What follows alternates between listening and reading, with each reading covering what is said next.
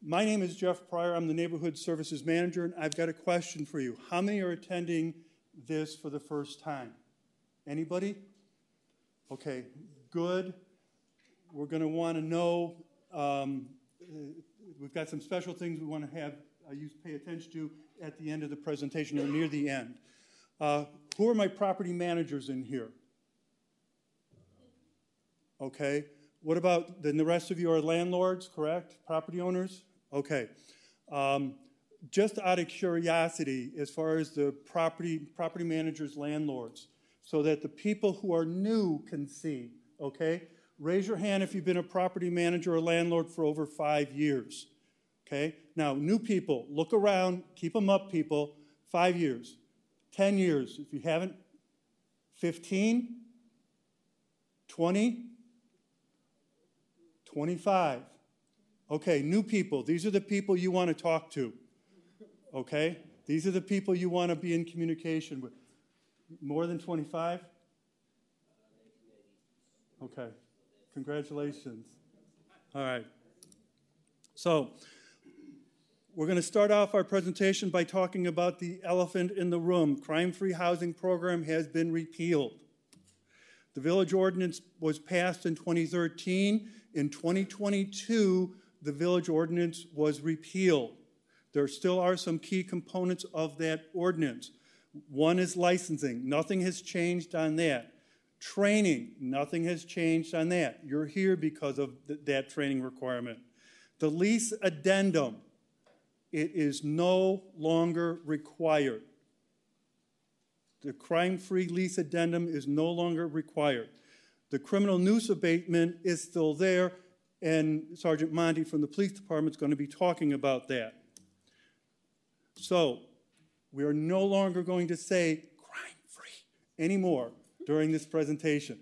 It is the annual Landlord Management Seminar. Training. You still must attend once a year. We're going to be presenting this presentation online for you. This is the way that we're going to do it so that you have the opportunity to review the material. For those people who are not in attendance, they must take a test at the end of looking at the video and then submit that to us. Again, lease addendum is no longer required from us. But the criminal nuisance abatement is still here for you, and this is why I want to let Sergeant Monty from the police department talk to you about it. Good morning, everyone. I'm Bob Monty. I'm the community policing sergeant for the Village of Oak Park. So I'm just going to talk about crime-free real quick here. I'm sorry, I just did it right there. I'm going to talk about nuisance abatement really quick. So it is, if you have any criminal activity that twice in a year, in a 12-month period, we can, actually, it's a tool for you to go ahead and say, to keep your, if you have a tenant that is conducting criminal activity on your premises, that you can call us and then we can come out and try to help you out with it. Because technically speaking, you can receive, we can bring this ordinance down on you. So it's any criminal activity that's documented within a 2-year period. And then there's certain, you can go through and, read along with me, but if the nuisance persists, the chief of police can send a written notice. The person in charge must respond within 10 days. The chief may defer further enforcement if he agrees to the course of action. The chief can issue a violation if no agreement or course of action or is unsuccessful. So a violation will be sent, an administrative hearing will be conducted, and then an administrative decision will be rendered within 10 days of that. There's certain fines that are set up in the ordinance. You can go through and read what it is. The police department really doesn't have anything to do with what the fines are. And then we continue to monitor it for up to 1 year. You can also have your retail rental license revoked, closure of your rental unit, and everybody can read the rest. Alternative enforcement, the village may commence with action in Cook County. It is civil, so that makes it's not a criminal offense, so civil So they're only required to prove beyond the preponderance of the evidence.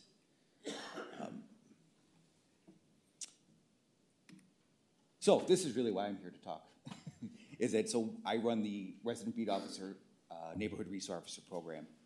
There's a layout of the map. This map is on the village website, where you can find out where your property is and who your Resident Beat Officer or Neighborhood Resource Officer are.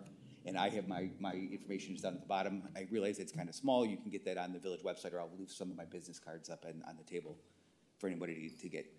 But generally speaking, if you're having an issue with someone in your house, or you have two neighbors that don't get along, or you have somebody that says, my neighbors keep knocking on the floor and they're doing it on purpose and it's too noisy for me, you can call us and we'll come out here. I'll come out to your property and we'll try to mediate that. And I'm going to say we will try to mediate that. We've had some really good success with it. You can also contact Community Relations. They can help us out if anybody needs any assistance. And we're really here as a resource for you. We want to, the community policing unit wants to get involved before something becomes criminal, so that we can try to work things out, without having to arrest anybody.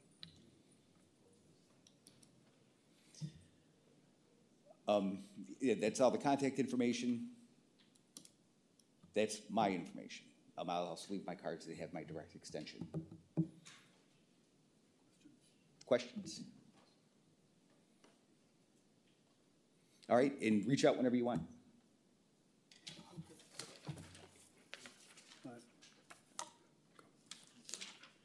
Actually, I have a question. Sure. Is that 2 violations per unit or per building in 12 months? I believe we track it by the address, but we're not. The question was that 2 violations per unit or per address? I believe the ordinance does say that we track it by the address, but the goal of the ordinance is for us to reach out to you and find out what's going on, so we would track it to the specific unit. Nuisance abatement can be used for any address in the village, which was made different from the crime-free element, so we can do it any place, any address in Oak Park that has 2 crimes that occur there. Did I answer your question? Could you quickly summarize the difference from the landlord's point of view between having the crime-free ordinance and not having the crime-free ordinance?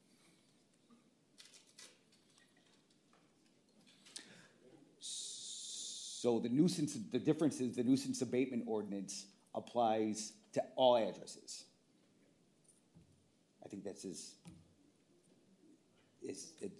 acute as I can be on that.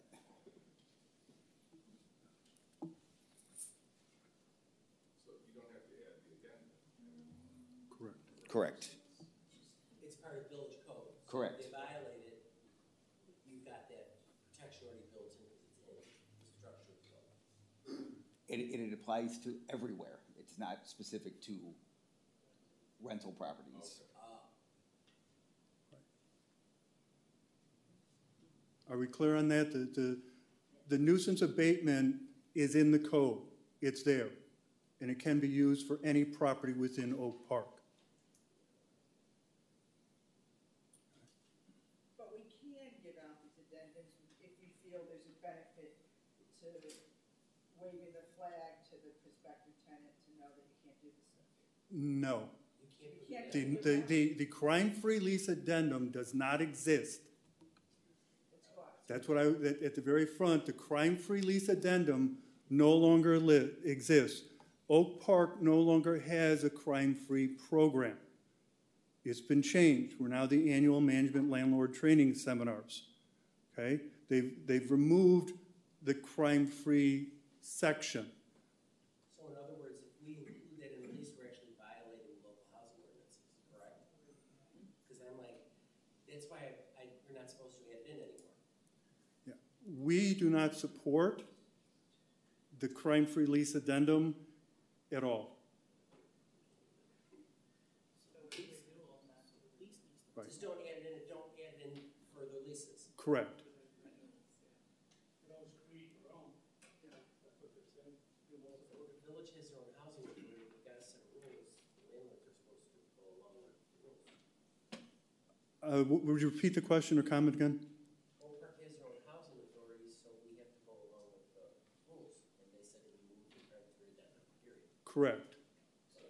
It would make no sense to put your own in, because then you're violating. Correct. Again, the crime-free lease addendum that you all were including regularly, and we appreciated that, no longer exists in Oak Park. Do not attach it to your lease. It's no longer required. We're going to talk to you about some things that are required under the RTLO, Residential Tenant Landlord Ordinance, that you are required to attach to your lease, but the crime-free lease addendum no longer exists. We good? Okay. There's a nuisance ordinance or no? I think by what everybody's trying to say is that the crime-free addendum that we had to include would actually help the landlord in the event that they want to remove a resident from, or a tenant from the home due to violating some issues.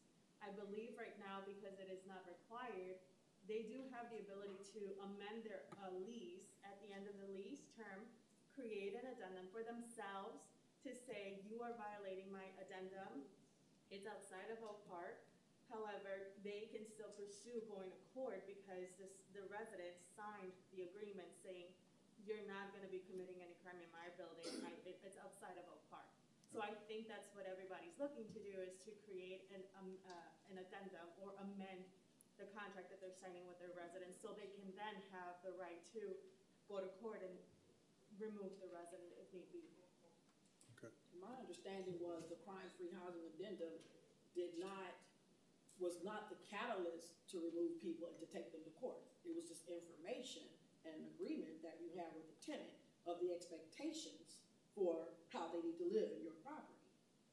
If they're committing a crime, it's a criminal offense, then the police are involved, and you're doing your police reports and you're gathering documentation. You're doing your 10-day notices, saying this is a lease violation, this is the written documentation, so you can stack what you need to effectively go to court. Does that make sense? It's all about the black and white. Stacking it. The black and white will keep you right. You will hear me say that. Because it's pertinent, I think, at this point, I usually make a statement that if you are a landlord, you should have an attorney. Okay? You're operating a business. Just as if I wanted to go open up some sort of business by myself, I want to get an attorney to protect myself. You are operating a business. You should have somebody in your hip pocket as an attorney, not a patent attorney, not a, other type of property. You should have somebody who's familiar with landlord agreements so that you can contact. Okay? All right. And before Mike gets out of here, because he's got some other obligations that he must attend to, Robert. They knew what you meant. Mike's up next. Before he gets out of here, I want to stress the fact that he does have a lot of resources for you, the RBO program. They will assist you if you are having issues and problems on your property. He's the one you want to be contacting so that you can get to your RBO officer. Good. And the specifics from the nuisance abatement ordinance, it's chapter 16. You can go through and you can read it yourself. It's pretty specific as to if you want to refer somebody to that. But yeah, just call me if you guys need help. That's what we're here for. Yep. Okay, thank you. Okay. All right.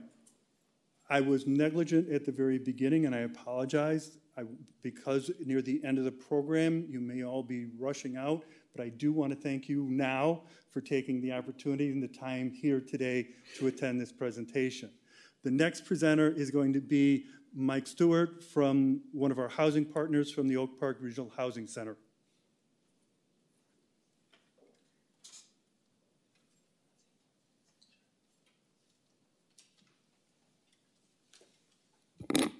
Good morning, everyone. It's good to see so many people in person. It's been about 3 years since we've had this, so it's so great to see and have a full house here. My name is Michael Stewart. I worked at the Oak Park Regional Housing Center for many, many years. I've worked with many of you, and if you don't know about the Oak Park Regional Housing Center, we are a free, non-for-profit rental referral service. You can list any and all of your vacancies with us free of charge. I think maybe I have a slide here. Okay. So you can list your vacancies with us free of charge. You can, once we have your apartment listing in our system, you can just give me a quick call or an email, and I can relist that for you. Our goal is to send you some great prospects. The clients that register at the housing center, there are thousands per year at the housing center. We advertise heavily in many places to get people to come in and register at the Oak Park Regional Housing Center. They interact with our staff, and our staff lets them know basic credit checks ranges that you're looking for, how much of their income they should spend on rent, and hopefully, before they call you, they're a more educated consumer. And also maybe some of the people that aren't calling you because they're given the education to say maybe they're looking for an apartment above their means. So those are some of the benefits of working with the Oak Park Regional Housing Center. If you'd like me to come out to your property and walk through your new vacancy or old vacancy, just give me a call, make an appointment with me. I'd be more than happy to do that. I can give you a market range of rentals, prices that you can ask for. I have all types of referral sources to offer you. If you ask me a question and I don't know the answer to it, and there's many answers I don't know, I will contact some of my other building owners and managers like yourself and try to get that information to you and get it back to you as soon as possible. Here is my contact information. And any questions? I'm going to be talking about that handout in just a little bit for the Just Housing Amendment. But thank you all for coming. And by the way, happy International Women's Day. And cheers to all the great women property owners and managers out here that make Oak Park a great place to live. Thank you. Mike, stand here for a minute. We now have a commercial break. You couldn't get away from that, right? I want to let you know that the village has a multifamily incentive grants program. And I've asked Mike to stay up here because he partners with the village for this grant program. The multifamily housing incentives program is designed to encourage fair housing practice, expanding housing options for you, for housing practices, expand housing options for renters, and improve quality of the units. What is the grant program? Well, we award grants of up to $10,000 to multifamily unit property owners. It's a grant that must be matched on a 2-to-1, and we have this year, like we did last year, $150,000 available for that. The grant program will start at the end of this year. We put out a notice to everybody. We encourage you, please participate. The program is looking for new people to participate in this program. All right. There is a criteria for the selection. The Housing Programs Advisory Committee reviews all the applications, and that's one of the things that they do look at is who has not participated in the program. One of the other criteria is vacancy rates. Are you able to get people to fill your property, or are you not filling your property? But Michael and I, like I said, work together on this. Do you have anything else you'd like to say?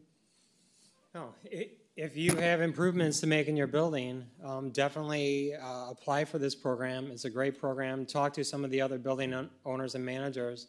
Many of you have participated in the past, and it's a an opportunity to increase and make improvements to your building, whether it's building-wide, such as roof and windows, to interior projects, which I really like, such as updated kitchens and baths. So I highly recommend it.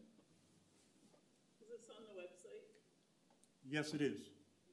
There's another part of this program that you can go through two that's called the MSA, or Marketing Service Agreement.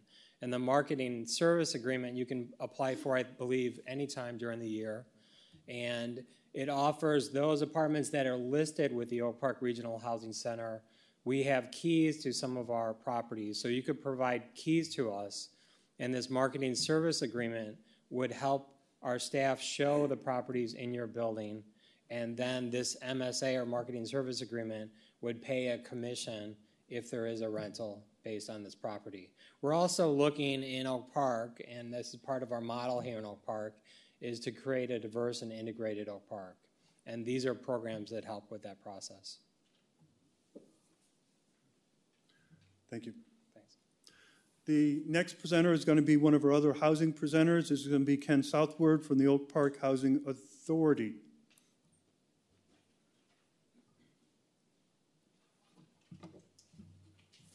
Good morning, everyone. Thank you for attending. My name is Ken Southward. I'm the Director of Housing Programs for the Oak Park Housing Authority. Just want to talk to you a little bit about our housing programs.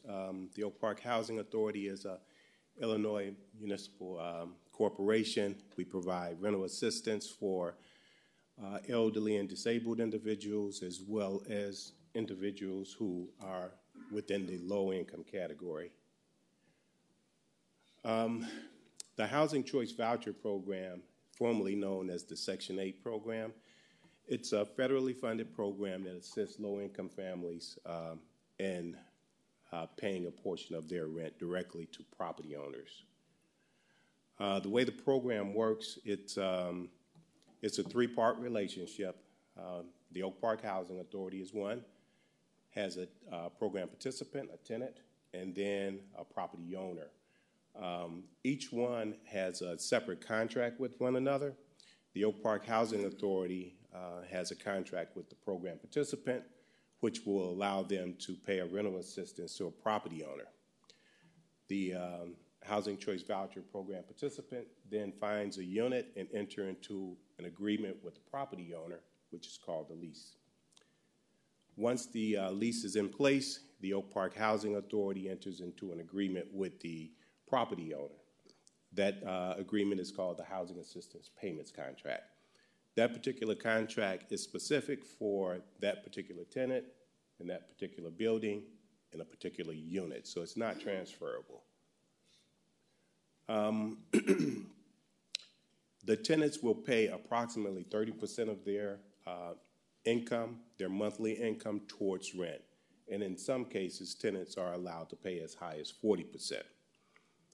The Oak Park Housing Authority will pay the balance. We do maintain payment standards of fair market rents. They change every October of every year, and they're based on HUD's review of the zip codes within the Village of Oak Park. These are our current payment standards. There are 4 zip codes within the Village of Oak Park. 60303 is actually the post office, so it's not listed. So we actually do rent reasonableness in determining if the rent is reasonable based on the location of the unit, the amenities, and the utilities that the tenant will pay. We have approximately 530 families participating in the Housing Choice Voucher Program here in Oak Park. That's an average size of about 2 people per family. The average income is about $16,000 annually. And typically, that represents the working poor. A lot of our program participants are employed. The average rent, monthly rent in Oak Park for our Housing Choice Voucher Program participants is about $11.65. Again, the tenant will pay approximately 30% of their income towards rent.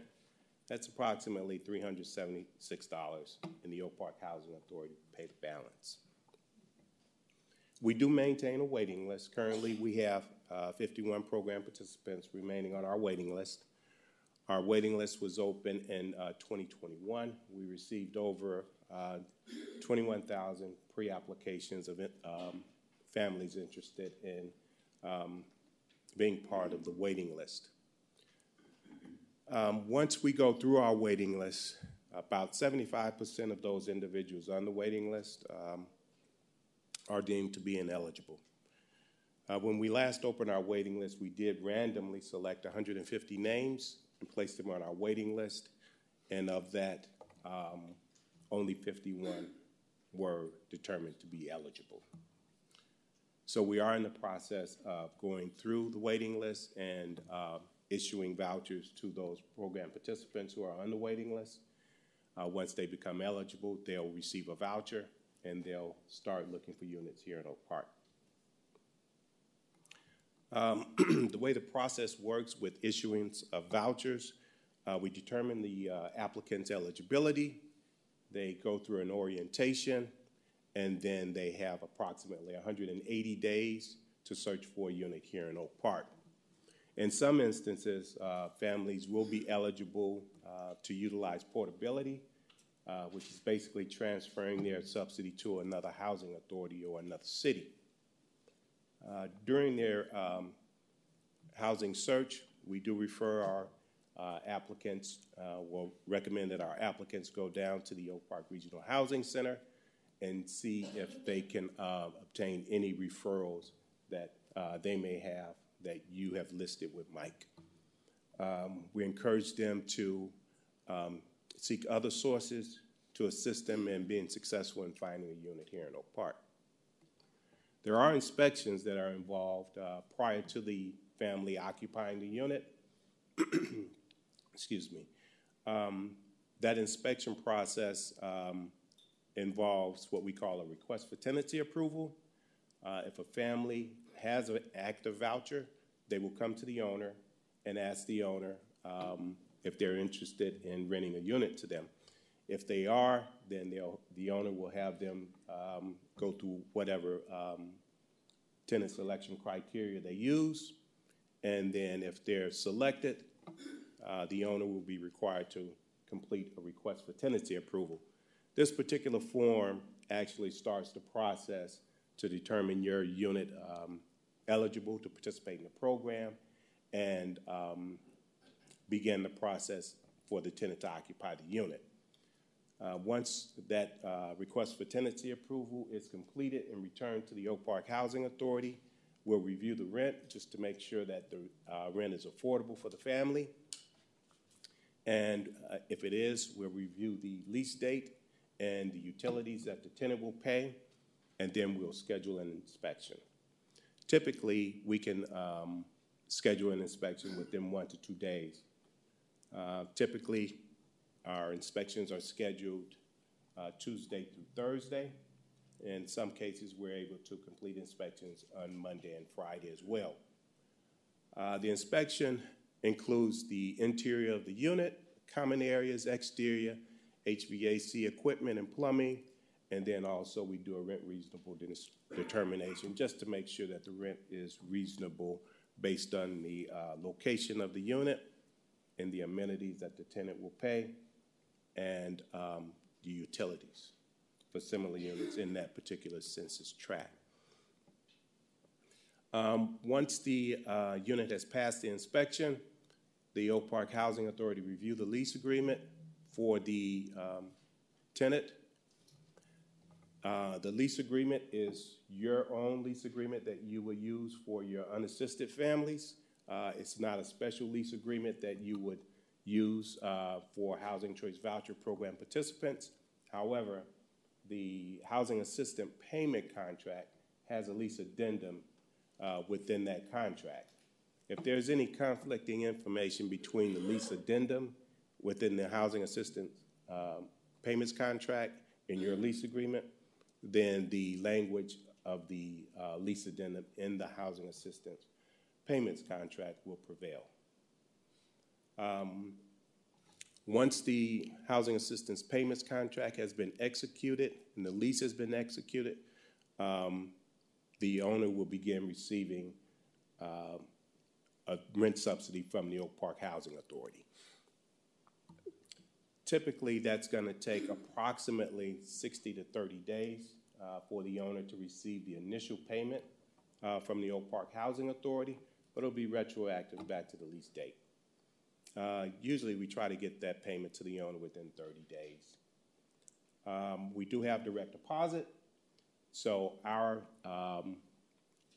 share of the rent is directly deposited into your financial institute on the second business day of every month. In some instances, if there are holidays and weekends, you may not receive that payment until actually the fifth of the month. The tenant is responsible for their share of the rent. They are also responsible for paying the security deposit.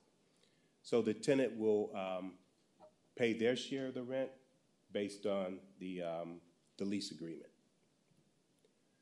There are annual reexaminations. We do a reevaluation of the tenant's eligibility every year. Usually that can occur with the lease renewal date. During that time, we'll start that process about 120 days prior to the effective date of the renewal, and we'll review the tenant's income, their household composition. In some instances, an inspection of the unit will occur. We do those inspections biannually, and it's based on the location of the property and the census tract. There are 12 census tracts within the Village of Oak Park, and if the property is located in an even census tract, then we'll do the inspection during the even years. So this year is 2023, so we are doing inspections of those properties that are located in an odd census tract. During the annual reexamination period, owners are, some owners request rent increases. Again, we'll go through the rent reasonableness review process just to make sure that the increase is affordable for the tenant and actually reasonable.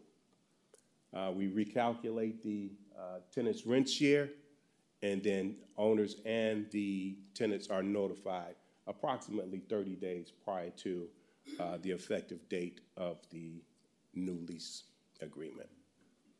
Just want to go over some of the myths about the Housing Choice Voucher Program or the Section 8 program. All Section 8 families are large. That's not true. Actually, within the Village of Oak Park, the average household size is about 2 people. If you rent to one Section 8 family, you must rent to more. That is untrue. You do have to determine if the family is suitable for you. Having a voucher, using a voucher to pay your rent is a source of income. So an owner cannot say, I do not rent to Housing Choice Voucher Program participants. It is a source of income, so they cannot be denied based on their source of income. Most families that participate in the Housing Choice Voucher Program are welfare recipients. Actually, less than 3% of our program participants actually receive temporary assistance for needy families, TANF, in a monetary amount. 42% of our program participants actually have earned income, so you're actually renting a unit to the working poor. I have literature in the back. Here's a housing eligibility checklist. If you're interested in participating in the program, you can see if your unit will meet our housing eligibility criteria. And I do have flyers at the back and also my card. LaTonda Cobb is actually the program manager for the Housing Choice Voucher Program. Her name is listed here as well. Her extension is 135. My extension is 134. Have any questions? Yes? Do the rent limits take into consideration the multifamily or single-family structure? Yes, we look at similar units within that within that census tract. So if you're renting a single-family home will compare it to a single-family home based on the unit size, bedroom size, the amenities, things that are within that unit. Any other questions? Yes. Thank you. Can you explain or that 3 times the income for rent, please? As it pertains to a housing choice voucher? As it pertains to a housing choice voucher program participant, that is somewhat difficult because you're going to look at the payment standard or the eligibility amount that the tenant actually qualifies for. In some instances, it may not be affordable for the family. But keep in mind, the tenant is going to pay about 30% of their income towards rent. And then we'll pay the balance. So to give you an example, a family whose income is $1,000 a month, their share of the rent is going to be about $300. If your rent is $1,000, then you're going to get that $300 from the family, and the housing authority will pay you $700. So typically, I've heard owners trying to use the 3 times your annual income to make this work, and I don't see how it can. If you ask for 3 times, if the rent is $1,500, you have to make 3 times that, $4,500 Right. a month. And What housing choice voucher recipient is making $4,500 a month? right. Okay. And if you have any questions about the family's eligibility or the numbers, you can give us a call. And one thing that we also do, if you have any questions about a program participant, we can give you information that we may have in their file. Inspection results of any of their current or prior units, any 5-day notices or 10-day notices or 30-day notices that may be in their file. The phone number for a previous landlord that they may have rented from. So we can provide you with this information. We do, we do criminal background checks of all of our program participants once they enter into the program. If they're an applicant, we do a criminal background check. We have certain guidelines that may determine them ineligible to participate in the program. After that initial check is done, we typically don't do another criminal background check unless we have a reason to do that. Every year, the family will sign an agreement or an authorization that will give us the right to pull a criminal background and actual credit report. We don't do credit reports because the majority of our program participants, again, are the working poor. So their credit may not be the best. And I had another question, yes. How long does it take for an inspection to happen? So for example, if I have a house and I want to go with that specific person, there has to be an inspection. What is the time frame for that? On the request for tenancy approval, that's a form that you and the family will complete. That form has a lot of information on it, the unit address, the proposed rent amount, the security deposit, the anticipated lease date, and then there's an area, I believe it's box number 9, that says the date the unit is available for the inspection. We'll look at that date, and we'll try to schedule the inspection right around that date. The unit must be vacant, clean, and ready to be occupied. Again, we can schedule the inspection within 1 to 2 days. Typically, our inspectors are on site Tuesday through Thursday. If we need them to come out on a Monday or a Friday, we can make that arrangement. And you get an answer right away? You get an answer right away. We encourage owners to be present at both the initial inspection and at the annual inspection. That way they'll know what violations have been cited. We'll give you information, written information about the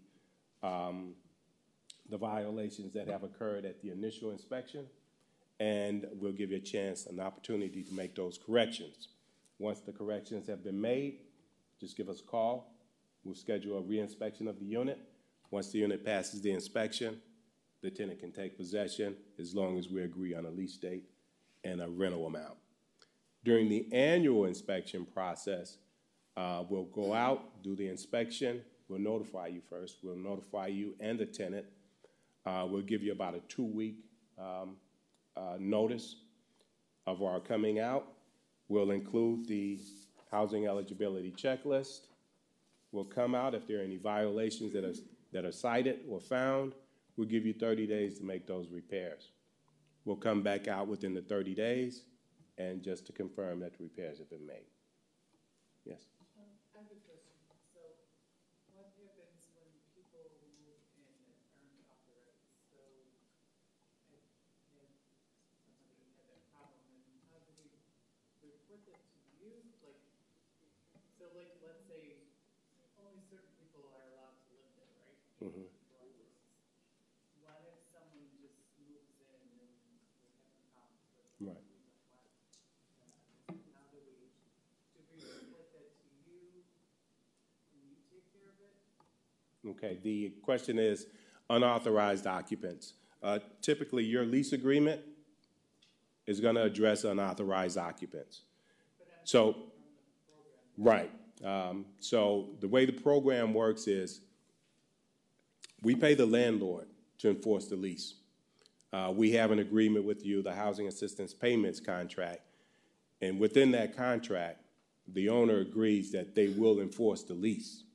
So if you give the tenant any written notification or any eviction notice, you're required to give us a copy.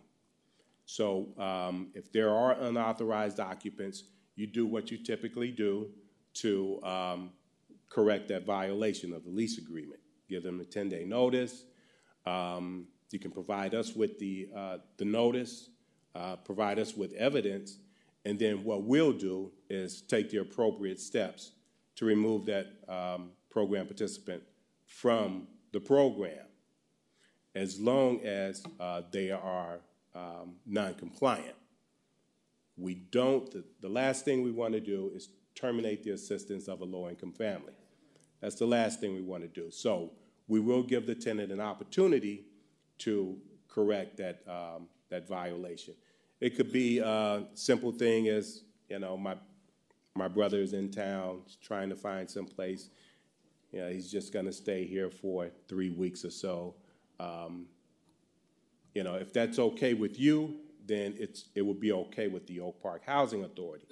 But if a tenant is there who have, if an unauthorized person is in the unit for an extended period of time, it's up to the owner to enforce the lease agreement. Did I answer your question? Yeah, so somewhat you'll be involved too. Yes, we will. We will. Yeah. Yes, we will. Mm-hmm. Yes, sir. On that note, sometimes there may be an additional occupant that you may require them to sign the lease as well. They're part of the legal rental of the leasing of the unit. How does that play into this? Correct. Sometimes things happen. You know, children are born into the family. People get married. People are adopted. So in that instance, we ask the tenant prior to allowing someone to occupy your unit, first seek the approval of the owner and then the approval of the housing authority. What we'll do is we'll do all of our eligibility checks. If it's an adult, run a criminal background check. If it's a child, you know, get adoption papers, birth certificates, social security cards, things like that. We'll do all of our eligibility checks, and then we'll add that person to the household composition. In some instances, it may or may not change the, excuse me, the tenant's share of the rent. In the instance, let's say, program participant gets married. We'll look at the income of the spouse. We'll add that income, and then we'll adjust the rent shares. If the rent shares increase, we'll give you at least a 30-day notice prior to increasing the tenant's share of the rent. If the tenant's share of the rent decreases, we won't give you that 30-day notice. We'll make that effective the first of the following month of the change. Any other questions? Well, thank you so much. If you have any questions later on, my card is at the back. And thank you. Thank you, Ken. The next part of the presentation is going to be on renting and fair housing in Oak Park. I'm going to bring up Cassandra Adediran, who is with the village, that's going to be presenting on fair housing.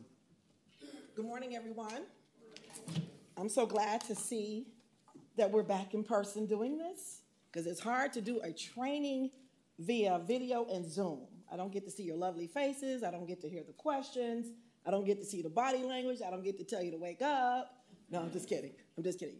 But I'm so glad to be back. I am Cassandra Adediran. It's okay. It's okay. People mess it up all the time. Previously, when we met, I was Cassandra Hurt. So now I've been married now for 3.5 years. Yay, woo, woo. Thank you. So with that being said, let's talk about renting and the fair housing in Oak Park. Fair housing is the law, right? You've been doing this for years. You know about it. Fair housing is the law. What the Community Relations Department does is we enforce the village's human rights ordinance and the fair housing policy. Everything we talk about here, as far as the human rights ordinance goes and fair housing policy, you can find on the website in the village code. All right? Some of the things that have happened thank you, in the past with the block organizing, community safety, multicultural training, those things still exist. If these are things you want to see, if you have requests, let us know. We will become active with you to make things happen. We work as a community between community relations, the RBO department, the housing departments, the development customer service. We work as a team to make sure things work in Oak Park. All right? Some of the great things that we do in community relations, and some of you have been involved with me, is we do mediation. We mediate landlord-tenant issues. We mediate neighbor-neighbor, tenant-tenant issues. Have they been successful? Somebody can say yes. Somebody who's done this with me, he's in here. I just won't call him out, but I'm just kidding. But they have been successful, and they work, because what we want to do is we want to mediate before we get to the court. What's your name? I'm just kidding. Jeff mentioned that you are running a business, and as such, you need to make sure that you are doing things properly. You heard me say earlier, the black and white will keep you right, and that's true. You heard Ken just speak about documentation, document.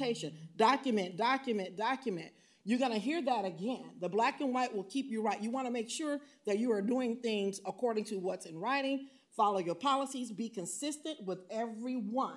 Treat everybody the same, because fair housing is the law. Some of the other things we do, we provide resident training and community outreach, and we also manage the village's graffiti deterrent and removal program. You probably say, no, you don't. Well, here's the thing about graffiti. Is that an issue? Is that an issue? We've seen it somewhat. Some people get tagged on a regular basis. I just have to interject here with graffiti. What we do with graffiti, if you're a business, and the graffiti is on your business, you are responsible for taking it down. If it's on your personal property, you are still responsible for taking it down, but we try and help you with some type of, with the solvent that we give. It's a soy-based solvent. We don't guarantee the product because we didn't make it, but we do want to let you know that we understand and we are working with you to get things done. Did you have a question? I'm sorry, thank you. Okay, so, but I understand some things are in the work for graffiti removal, but we're not here to talk about graffiti removal itself, but just understand we know that that's a problem. All right, so we don't ignore that with you. Let's talk about mandatory lease provisions. They are required.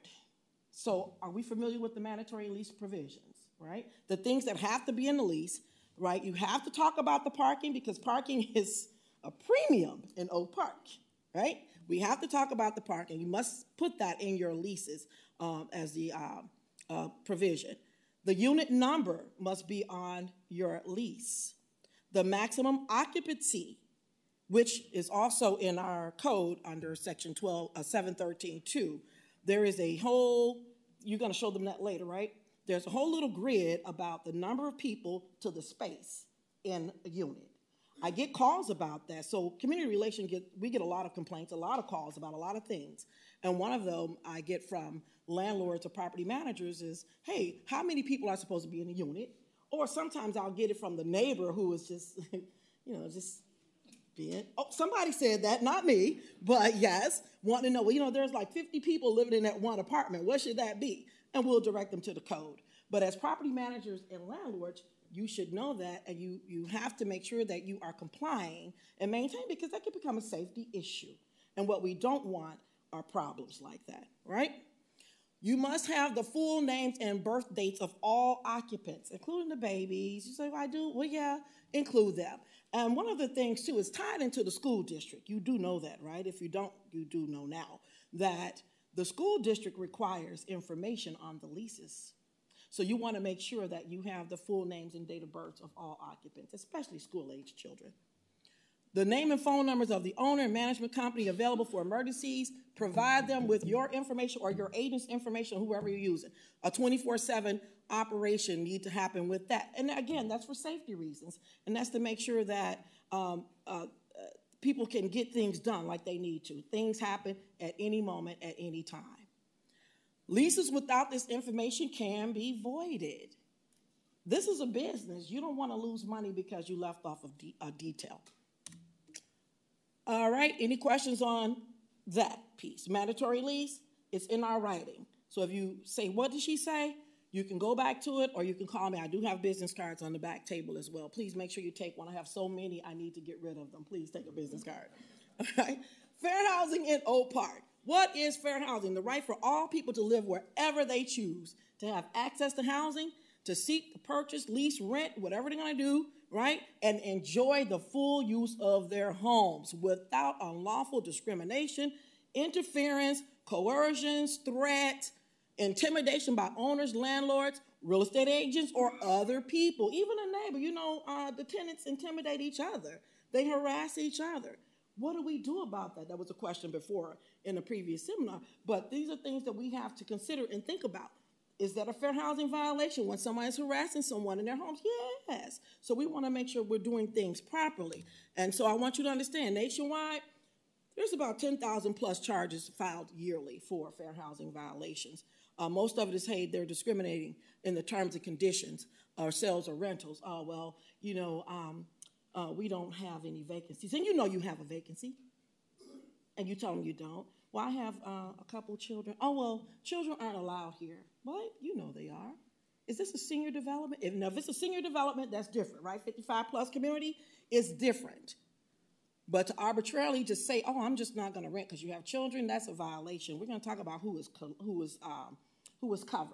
who is the protected class. Housing discrimination is perpetuated by other elements like the segregation, predatory lending for those people that are doing mortgages, and gentrification, right? Let's just move this group out slowly but surely and move this group in, right? Because they can pay more, or because their income is this, or they have the look, or they're part of this group. Fair housing is the law. To violate is criminal.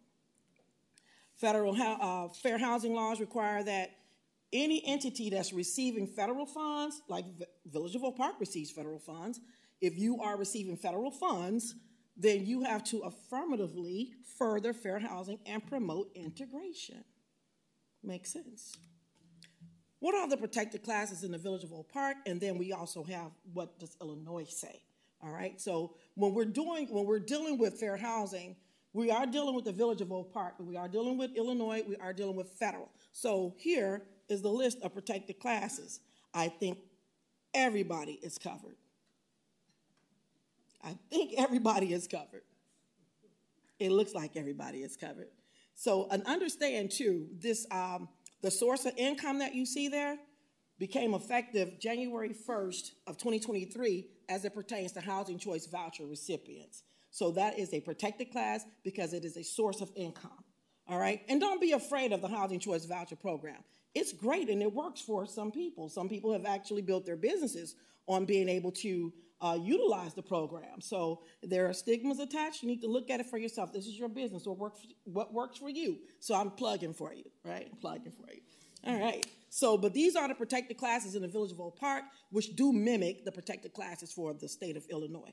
I'm trying to see if we missed anything. Arrest record is not on there, but for Illinois, the arrest record is a protected class.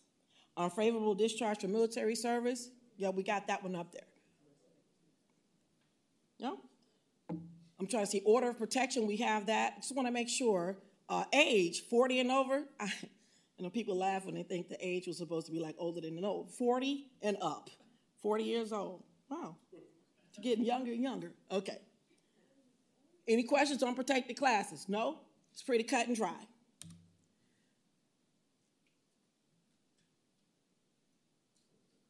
We talked about, I want to talk about the source of incomes. I got like a little bit of time here to do this, and I love to talk about these things. So we passed our ordinance in December of 2013.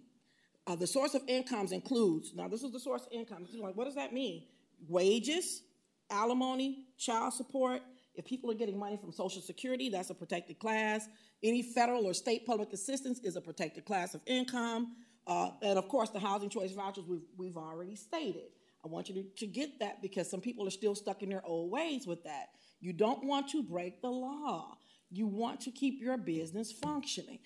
Jeff mentioned, make sure you have a legal person that you can talk to, because when in doubt, talk to the legal person. We do not like to, first of all, we cannot practice law right here, and the village does not offer you or tenants any legal assistance or legal services. So you want to make sure that you have that for yourself. So I know some of the bigger organizations, I've seen bigger management companies, have legal people that they, you sit in the file to when they're late, when they're renting stuff, right, and additional funds until they pay it. So keep that. If you don't have anybody, I would say, like Jeff has been saying, kind of network with other property managers and landlords to see who they're using, because you want the right legal person representing you who knows housing and real estate law, not the patent attorney, not the copyright. And we say this because we've had people use these types of attorneys that didn't work for them.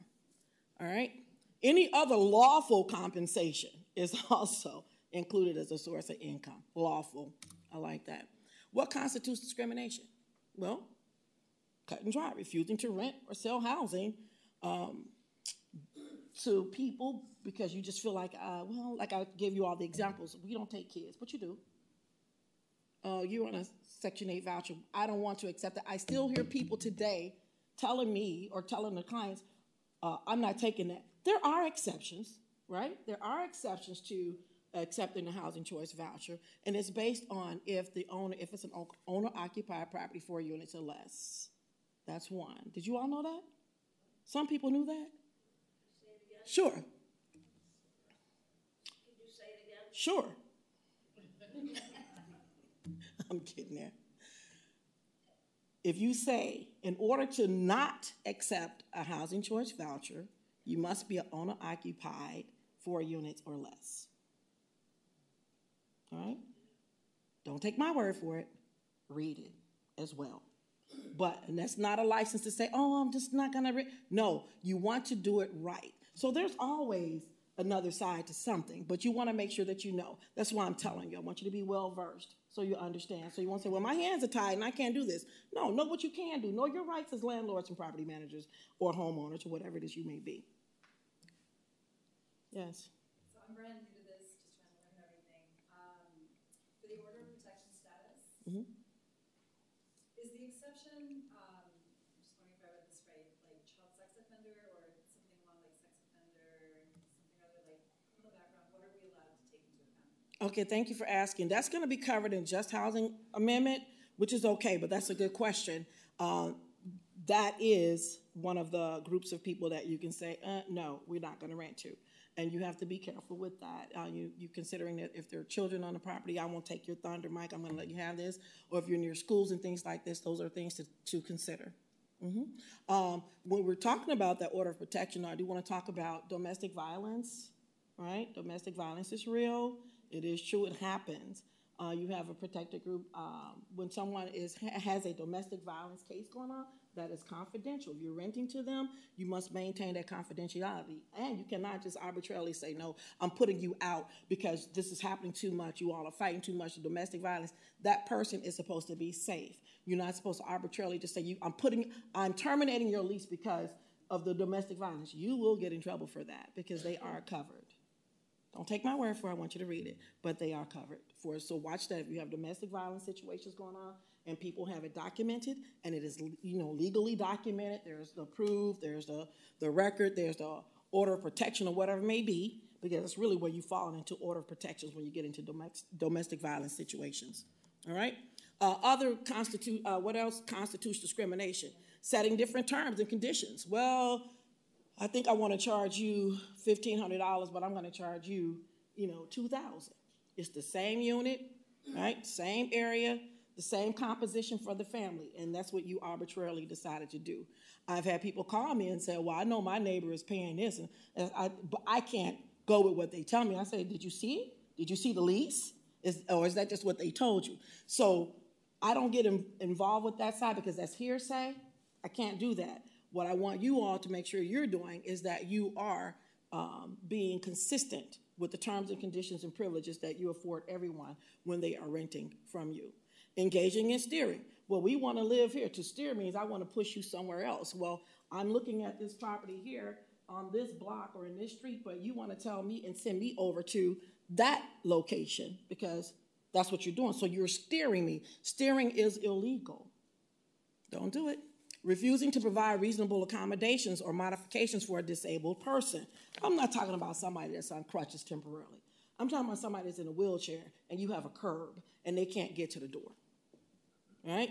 Or the mailbox is way up here and they can't reach the mailbox. You have to make accommodations. Somebody that's, say, deaf and can't hear the bell when somebody rings, what about having lights that if somebody presses the bell, the lights light up and they'll know somebody's ringing the bell, right? These are the types of accommodations we're talking about. Making statements that indicate a preference. Oh, well, we don't want children. That's a preference. We only want, a certain ethnic group or whatever. Those are preferences. These are discriminatory things, actions and things. Saying we have, yeah, sure. What's the definition of a disabled person? In the relationship to older people whose physical abilities change as they age? That's a good question. Ask me that again. Say it again. I want to answer. I'm going to pick it. What's the definition of a disabled person on the previous slide that you talked about physical abilities? Okay. And as people age, 40 plus protected class, what's the definition of disabled? Does it take into consideration the changes people have as they age? That's a good question. So thank you so much. And I hear a couple things. When you say age, as a protected class, that's saying I'm not renting to you because you're old or you're too young or whatever. That's that version for age when we say discriminatory. But in terms of the question you're asking, what's a disability? Some disabilities we can see, some we can't. Like, we can't see mental illness. I might be functioning right now. You don't know because you can't see it, right? So, but that can be documented through a medical profession or a professional person like a licensed clinical social worker and things like that, right? So to answer your question about what happens as you're aging and you're not unable to, say, maneuver the stairs, well, that's a question, and that is a situation to me that you worked out with the tenant because that's a good question. I just had that question posed to me last week. Someone called and said, hey, I'm having problems now. I've been living here for 15 years, and now I'm having respiratory issues where I can't even walk up the stairs. I want to break my lease. We here in the Village of Oak Park do not tell people to break their lease. So if anybody ever calls you and say, well, Cassandra said I can break my lease. No, I didn't. I don't do that. So my conversation was have a conversation with your property manager or your landlord to determine if, in fact, they can work with you to find you another place or if they're going to allow you to come out of the lease with whatever the terms and whatever the business things that you all use, right? Did I answer your question? Kind of, sort of? sort of, because this, otherwise, if you can see a physical disability, if I can see that you're in a wheelchair, I can see that. If I can see that you're deaf because you have the hearing aids, I can see that. If I can see you with the cane, I can see that you're blind. If you have the seeing eye dog, I can see that. So those things that are evident, people should not be discriminating. You can see that. But for the disabilities that you can't see, right, that's one thing. And you say, hey, I can't walk as fast as I could, I can't get up the stairs, then that is a conversation to really have, because have you been classified and doctored as being disabled? If you can prove it, what did I say? The black and white to keep you right, document. Okay. I'm coming to, I see you and I see you. Okay, I'll stop. No worries. You sure? Oh, you want to talk to me afterwards? That's fine. I'll be on all day. I'm on the clock till 5. Please talk to me. No? Okay. All right. Well, thank you so much. But if you have more questions, please ask me. I'll go up and then I'll come down. Say you have a tenant. Okay, well, I'm sorry. Go down, then go up. They become disabled. Mm-hmm. So, they can't function. Now they need to have bathroom doors wide. Mm-hmm. Who pays for all that? That's a good question. It's coming up in the slide, but I'm glad you're talking about it now. It depends. So if you say, hey, tenant, you're going to pay for this, the tenant can pay for it, but they need to restore it, if that's what you say. Now, if it's a permanent change, like a widening of the door, that's kind of a permanent change. So some things, and it depends on how you talk about it and what you agree to. Certain changes and certain accommodations are on the tenant. Some are going to be on you. Are you receiving federal funds? You need to make sure that you are working to assist with things. Okay? Upstairs first, and then I'll come back. The pet policy, if you have a fee for pet policy, people with service dogs, do they still pay a pet fee? No. But she asked about the pet policy and pet fees. Do people with support animals? Okay, do they No. pay a pet fee? No, they're not. That is a violation of the ADA. But they have to document. But hopefully some you should. online provider. You should. Okay. So when it comes to, and thank you so much for bringing that up. That's in my slides. You all been looking at my slides before I got here? Okay. That's also on the slide. So, and I'll answer your question and we come back to it again, and I'm coming to you next. I saw you. I got a really good peripheral. Hold on. Pet policies, if the person has a support animal or emotional support animal, they should, and you can require that they submit you information about that without violating the HIPAA laws. You can't say, oh, what is your disability? Or why do you need that seeing eye dog? Or what is the problem with that? Or why you need that ferret? No, I'm just kidding. What you just said? Why you need that peacock? You remember the peacock goes through the, stop, okay. So, but it needs to be documented by a professional medical person or by a licensed clinical social worker. No more pulling these things off the internet, paying $40 for somebody to give you a certificate saying, oh yeah, you get this. No, you can verify that whatever, and this is what I suggested, is that if you are getting those types of documentations from your tenants, make sure it's on the proper letterhead with contact information that you can verify. Okay? Thank you. But no, you cannot charge a fee. When the gentleman here was speaking about potential tenant that got disabled in the apartment. Yes. I got most of it, but then you said something about federal funds, and that's where I didn't. All right. So I was just going back to what it says, that if you're receiving federal funds, you have to further work with individuals. For that particular agent, for that particular tenant in the building who's getting federal funds? No, you as a building owner are getting a federal fund. If somebody is renting from you and they're getting federal funds, you're receiving federal funds. No, are you receiving federal funds for your property? I don't know if you are or not. I'm trying to understand when you have somebody uses some type of government subsidy. Yeah. So then all of a sudden, if they're receiving a government subsidy, then you do have to, you as the landlord have to modify the walls or the bathroom doors? He's separating. No, go ahead. He's separating housing participants or those type of funds versus federal funds. No, Like okay, funds so from- let me, that's okay, I'm sorry. So let me go back, because I want to go into a lot of this with that.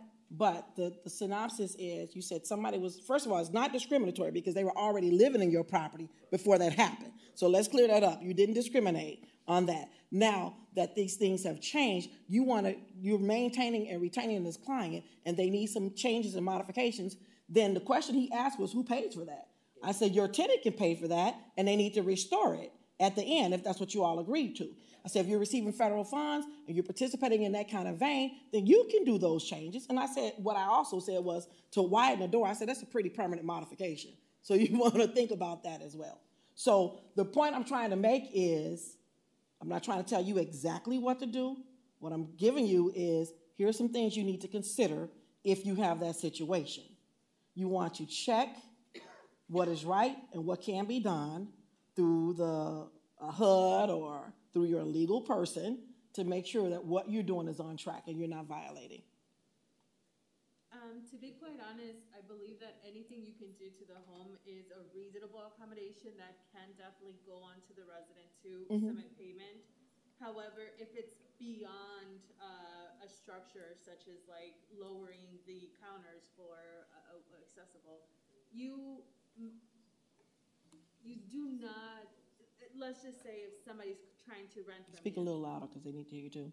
I'm sorry. That's okay. So just if somebody's trying to come to you as in rent and they want you to lower the entire counters because they are in a wheelchair, meaning you don't have to do that because that's beyond a reasonable accommodation. However, if they are able to procure the actual cost for you to do it, you can go ahead and proceed with doing that because there's actually assistance for residents, tenants that actually pay for that. But almost anything can be considered a reasonable accommodation. Of course. All right, and thank you so much. So that was helpful as well. So was that your same kind of question you had because you did this? Yeah, I'm wondering who this person is and Oh. where she knows this information. Because she's a busy manager. Go ahead. Yes, I work for I am a property manager. I'm a certified property manager as well. I'm a managing broker. I have different certifications, and I've been working for a big corporation for 10 years, so I am well versed in. Right, and when you see a lot of things happening, so the bigger you are, the more you're going to run into instances of stuff. Would you all agree? The bigger you are, because I know we have some bigger property management groups, and they have more tenant issues than a lot more people, so you're going to run into these things. So I don't want to, keep harping on things because I do want to get through before Jeff puts me out of here, and I don't want that. Some important things I really want to get to, and I want to make sure you have. Not saying that what you've asked me is not important because everything is important that we're talking about. But the key and the points that I want to make here at the beginning is what we're talking about is make sure whatever you're doing, you are going to the source to get it done properly, right? I'm not telling you as the village employee, do this, do this, do this. That's not what I'm saying to you. What I'm saying is make sure that you are paying attention to the law, to the rules. If situations are coming up, make sure that you are going to the source, whether that's your attorney or to the actual law or to the book, to see what it is that you can and cannot do. And if you have any questions beyond that, please, you better seek legal advice because fair housing is the law, and you want to make sure you're on the right side of the law, okay? Thank you all so much. But continuing on about discrimination stuff, saying we have a no pet policy. If the person is a person with service animal or whatever, you can't say you can't bring that dog in here and that kind of thing. So you want to make sure and be careful with that. Just make sure that your staff or you are trained in what's going on. Who's bound by fair housing laws? Everybody sitting in this room. Everybody sitting in this room. And people outside of this room. Mortgage companies, bankers, newspapers, medias, things like municipalities. We're all bound by the fair housing laws, and we want to make sure we keep doing that. We already talked about examples of unlawful discrimination, charging somebody more than you would with the other, or how about saying, well, I don't want to fix your unit because you're late on your rent. What? No, no, that's not what you do. Harassment, sexual harassment, right? You don't have all your rent this month? Okay, what you gonna do for me? Let's not do that. Don't be that person. All right? Allowing tenant harassment. If a tenant has come to you and say, hey, the person in A is blocking my way when I come in, or they're doing things to me, or they're intimidating, they're blaming my kids for stuff, they're doing this, and there's evidence, you see this stuff on camera, the complaints, if it's harassment, don't just brush it off and say, oh, you all work that out. You want to make sure that you are investigating. This is your property. This is your business. You want to take care of that because if it escalates, then these tenants can go into the next level, and then you're going into court. We want to stay out of court, right? Court costs money. It can be quite costly. Let's talk about tenant screening, and then I have a couple more things. And beyond this tenant screening, Mike is going to talk about that just housing amendment, because that is part of tenant screening and part of what folks are using or people need when they are looking for units. But when you're doing your tenant screening, when I told you at the beginning, be consistent, treat everybody the same, document. If you're making exceptions, you need to document that. Don't just let it go. Well, you know, I did this for them, and in your mind, you know you did that, but you never documented it because somebody comes. You know, people talk, right? You know, tenants will talk. Well, they let me do this. You know, well, I got to do this. Well, oh, you didn't do that? And the next thing you know, you got this stuff going on in your property. Like, how come you did that for her and you didn't do that for him, right? No. Be consistent, document. Treat everybody the same. When you're screening, the full legal name, the accurate social security number, verifying income, the employment history, all these things part of screening. I don't have to tell you experienced people how to screen folks, right? You know what you're looking for. You know what to do. Be consistent. Treat everybody the same. All right? We just talked about this, making reasonable modifications or accommodations for persons with disabilities, with your rules, your policies, services. Be consistent, treat people fair and well. The landlord, this is the question somebody asked, the landlord is responsible for the cost of the changes if federal money is received. Otherwise, the changes are at the expense of the tenant.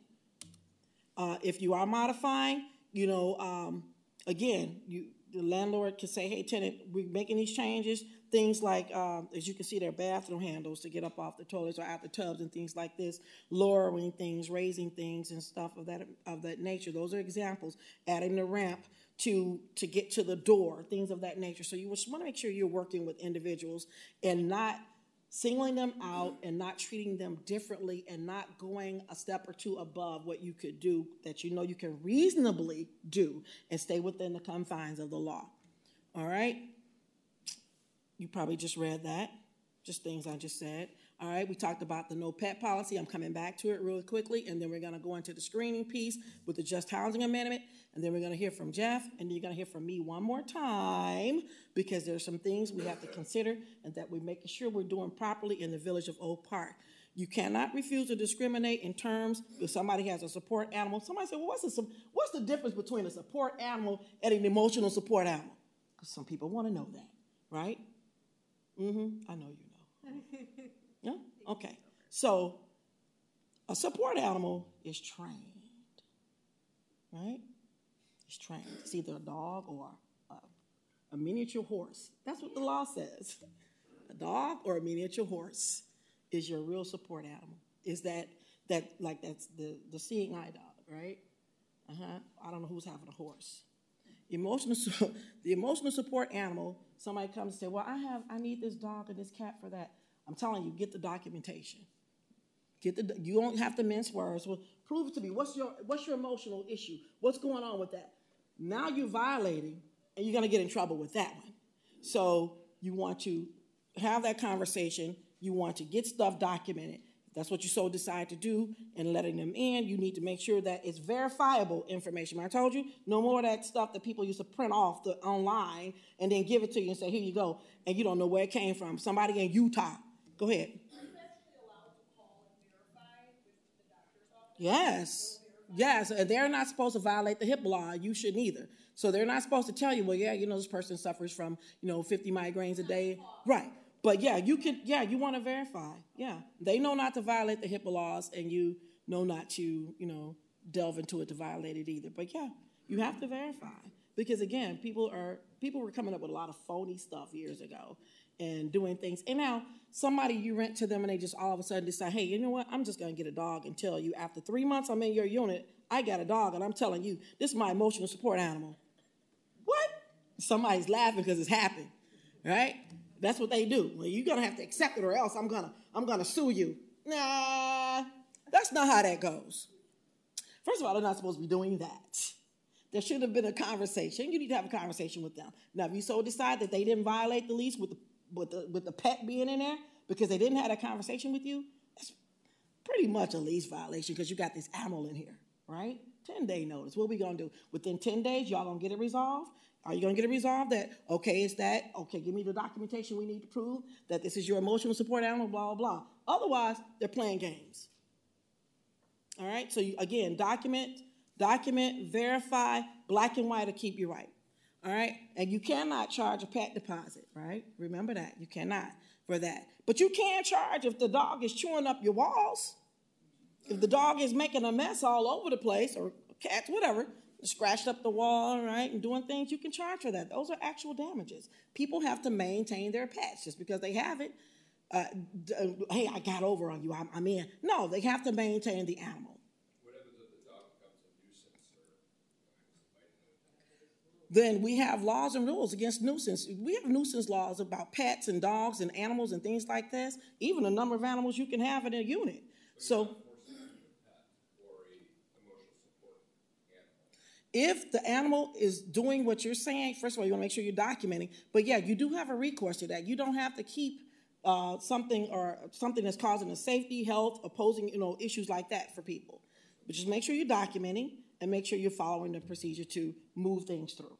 All right? Because you don't want people, the thing is, you don't want people coming back saying, oh, you treated me like this, but you let that person do that. That's where we get into the issues with discrimination and stuff. How to protect yourself. Learn about the fair housing laws. If you don't know, or maybe you thought you knew it all, things change. They're always updating and adding to it. HUD is always sending out a letter. HUD letter number this and that and the other. Make sure you are on point what's happening. Make sure that your staff is trained on new information that's coming out across the board. January 1st, 2023, it's not so long ago, many days ago, that they passed this law that anybody that's receiving housing choice voucher, Section 8, they are a protected class for a source of income. We knew that, but Illinois made it the law now. So you want to make sure that your staff is always versed and updated on everything that's going on. Challenge the stereotypes, attend some diversity trainings. Ken, when he did his presentation, he said, hey, here go some myths versus some facts about people. Because we'll sit around and we'll talk with you. No, that's not true. Find out the truth so that you can know that you are functioning properly on this side of the law. And apply the policies and practices consistently, right? Be fair. Treat everybody the same way. You screen in this one, you screen in that one, do it the same way. If you're making exceptions, you need to document that you're doing such a thing, all right? Tell the truth. Tell the truth. Keep good records. Have things in writing, the policies and practices. And again, document. The black and white will keep you right. Thank you very much. I will be back to see you soon. Any questions? Any other questions? Any other? I don't. Yes, I'm sorry. Are you allowed to record people record things as documentation, or do you write it? In Illinois, you cannot record without people's permission. Without their permission. You can't secretly record things. Well, but you can. People have videotaped the dog acting up and chewing. And see that? Because I'm telling you what the police has done. When we call the RBO, because we do work with the RBO out of the Community Relations Department, we call the RBO and say, hey, the tenant over there is saying these kind of things. Can you go check it out? Some of the things that happens is there's no proof. When they get there, everything is done and finished. So the police is like, well, we need to see it in action. We need to see that. So, yeah, those kinds of things. So people are documenting, and cell phones come out and video it all the time. But I thought your question was about if we having a conversation, can you just be recording me, not secretly? If you're trying to report a nuisance. Yeah, you can record. Or use the property owner allowed to record a tenant or their pet or whatever is happening. Doing whatever it is off kilter? Correct. I haven't seen a law that says you can't, but don't take me on that. But I know people record all the time, and they have documentation because that's the proof. How else can you prove that something is going on? And especially if it's something that's being done in the public like that. Yeah, but don't be a peeping Tom, right? Don't be recording through the curtain. Now, don't do that now. Let's not break the law. But if that's the way you have to retrieve your documentation, people are doing it. We see it all the time. It hasn't been against the law as far as I know. I'm sorry, yes? Thank you, I'm almost done. If there is a nuisance in your building and a tenant calls you about it, is it better for the tenant themselves to call the police about it or you to call the police? Thank you. Well, two things with that question. We always suggest that the tenant starts with the landlord or the property manager to notify them of that. Now, you're not there. When the police get it from you, when you think about it, it's hearsay, right? But if it's the actual person that's involved, it's probably better because then they can get that documentation, and then they should really be letting you know what's been documented. But you certainly, as a property manager or landlord, need to know what's going on your property. So it's great if a tenant is calling you to let you know some things, because a lot of times tenants don't say anything to you. They just let stuff happen. And then you look up and Monty and his crew are at your building, right? you're getting reports and citations and going, what's happening? So I always tell the tenants to call you first. Now, if you suggest to them, okay, I'll call the police, or you call the police, then so be it. Well, sometimes we'll initially address it, but Yeah. if it's like something that keeps going, Yeah. calling us at midnight, 2 in the morning, this is going on, it's like, I'm not there. A crime is a crime, or nuisances are nuisances. And they have the right, tenants or consumers, whoever, residents, everybody has the right to call the police at any given time. They are a 24/7 operation. So yes, to your question, the tenant can call as often as they need to. And I suggest that when they call me with different things on a regular basis, I say continue to call the police until something changes, or make sure you're conversing with your property manager and landlords so that everybody is on the same page and understands what's going on. So when stuff hits the fan or it goes into the next level, then everybody's aware of what's happening. Okay? Anything else? Not yet? Thank you so much. I'll see you all in a bit. 5 presentations done, 3 to go. While we have our next presenter come up, everybody stand up, please. Because I have to change the presentations, and this will give you an opportunity to just stretch while we get Mike up here so that he can talk to you about the Just Housing Amendment. I do think we are on time. I think we're going to hit our target. So, without further ado, Mike Stewart. Good morning again. I just want to say we are so lucky to have a Department of Community Relations in Cassandra. A lot of villages and places like that do not have a separate community relations department. I refer a lot of tenants and owners there to them all the time. So glad we have Cassandra. Today I did print out a cheat sheet for you for my presentation. So if you want to take a look at this, we're going to be going through this. There's some resources for you in this cheat sheet for the Just Housing Amendment. We're going to be talking about the protections and the processes of the Just Housing Amendment. Now, just as a show of hands, how many people have already changed their screening processes for tenant applications based on the Just Housing Amendment? Many of you have probably changed those already. So this is somewhat of a refresher. I'm going to go through some of this more quickly, but there is time at the end for questions and answers, okay? Okay, so I need to forward this. Okay, so one of my first questions when I was putting this together is why was the Just Housing Amendment passed? Well, in most cities, people of any kind, with any kind of criminal record, even just an arrest, were unfairly denied housing. So the Just Housing Amendment was passed to help these individuals access safe, stable, and affordable housing. Now we have an example here of, let's call this a before ad. So this is an online ad. And in this ad, it talks about no felonies, no exceptions. Well, the Just Housing Amendment and will tell you that you can no longer put things like this in an advertisement. So discrimination is treating someone differently because of their criminal record. So we're going to go into the nuts and bolts of things. Now, Cassandra has already talked about some of the protected classes. Here's 16 protected classes at the county level. I think there's 19 at the Oak Park level. So Cassandra already covered this. And then my next question when I was putting this presentation together is, when was the Just Housing Amendment passed? It was passed in January 1st, 2020. So like 3 years ago, okay? They started enforcing it in February of 2020. So hopefully many of you have known this and have put some of these into processes. And if you haven't, it's never too late. I'm going to give you all the information to come up and be part of this new Cook County amendment, okay? And part of it is we're going to go through the processes, step 1, step 2, step 3, okay?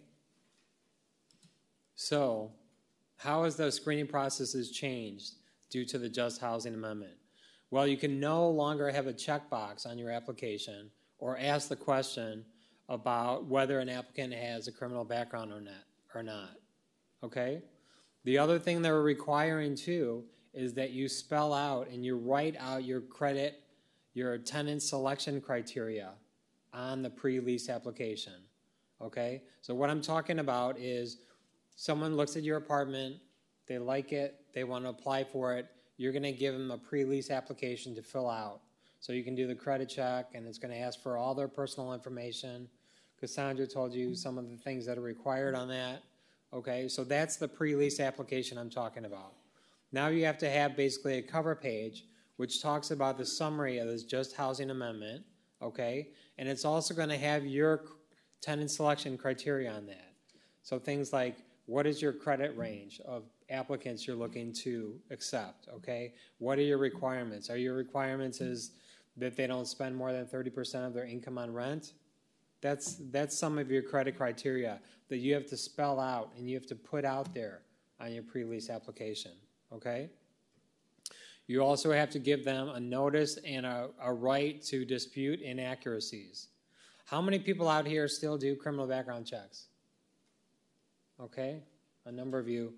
Some of the owners after this is passed have said, in the past history, what we've seen with criminal background checks is it really hasn't been an issue. So based on this, we're not going to do that anymore. It's up to you. The Just Housing Amendment is not telling you you have to do a criminal background check, okay? I talked about the last thing where you have to give a summary on top of your pre-lease application as part of the last record. How has this amendment changed the way you need to do things? So you can no longer look at arrest charges and citations.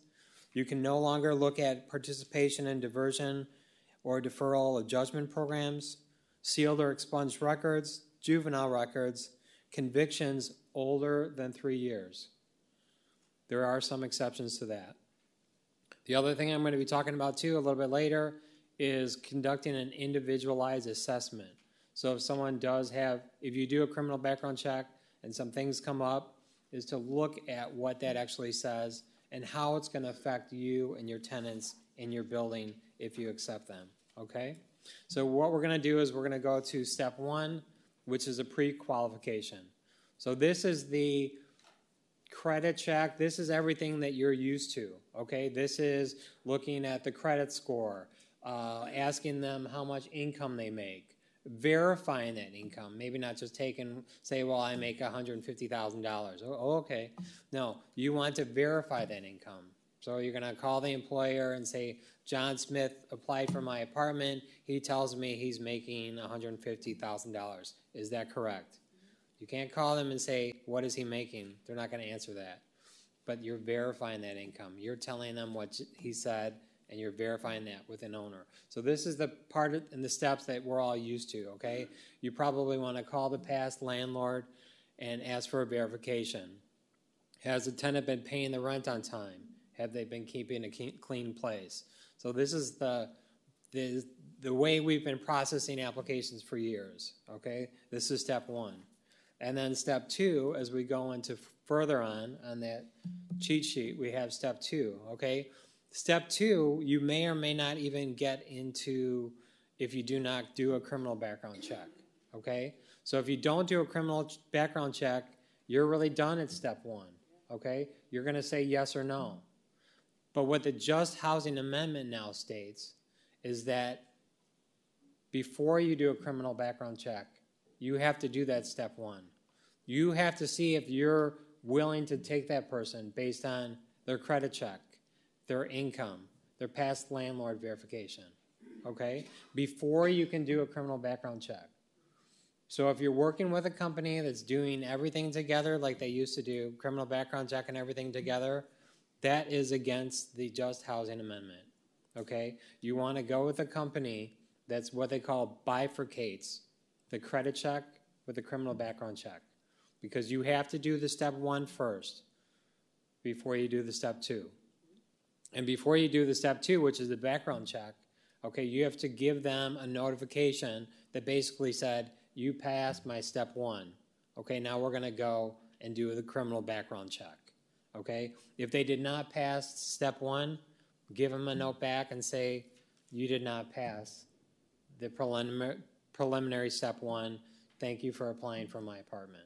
Okay, so now we're moving on to step 2. If you do a criminal background check, you have to provide the criminal background check and the information to the applicant within 5 business days. Okay, you can deliver that in person, certified mail, electronic communication, okay? Because you're going to give them an opportunity to dispute any misinformation. So if they did, so it says in the middle of this, if they did not pass step 1 or 2, the landlord may deny the application, and if the application and the applicant has the right to dispute or the denial. So I'm going to go into more information on that. If somebody has a very common name. Yes, Frida? Sometimes you get an applicant that wants it right away. How do you deal with the time restriction? The question from the building owner was, sometimes you have an applicant that's in a hurry and wants something right away. That's a great question. There's always people like that. My answer to them is that this is my process. This is my application process.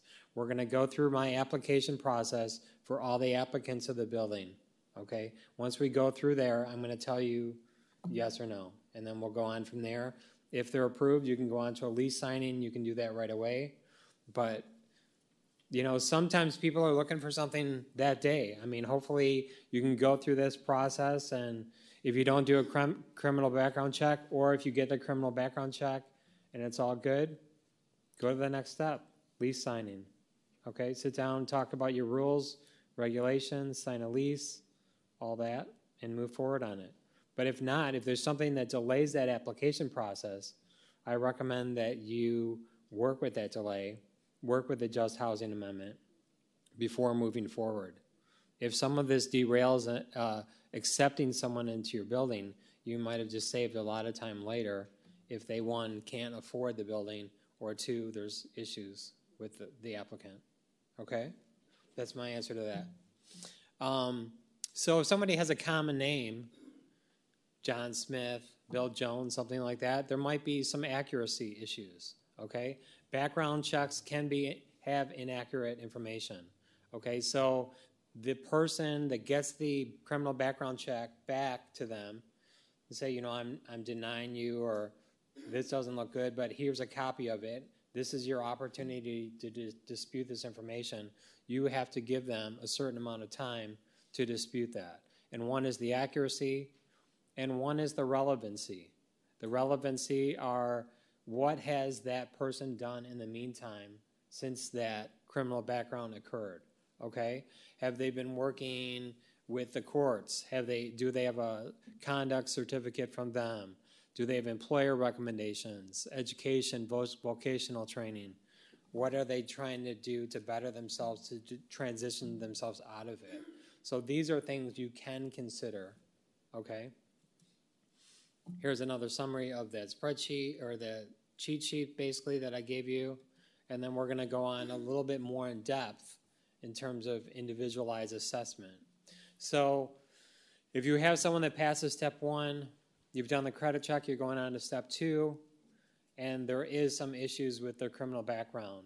Well, these are some other things that you can look at in terms of whether you want to accept them or not. All these are on this page here, this whole list. I don't have to go through all those.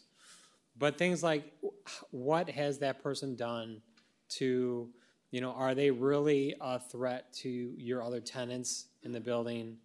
Do they propose a demonstrable risk to your building or your other tenants in the building? Those are things to look at before you just say a blanket no. And these are some things you can definitely consider as part of the Just Housing Amendment. I know it's a little bit more complicated now than just doing the step 1 that we've done in the past, but this is the new way that we have to do things. Yes? One of the issues I have in situations, particularly in a hot market, Yes. you have multiple people applying, and everything costs money. Right. And every one of these things takes time for people to bring back. Mm-hmm. So in the meantime, probably somebody else is going to get it.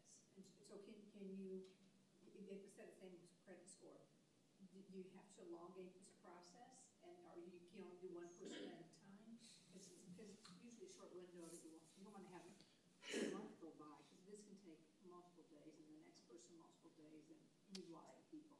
My recommendation with my fair housing hat on basically says that you should take one application at a time. Take your first application, process it, say yes or no, and move on to the next one.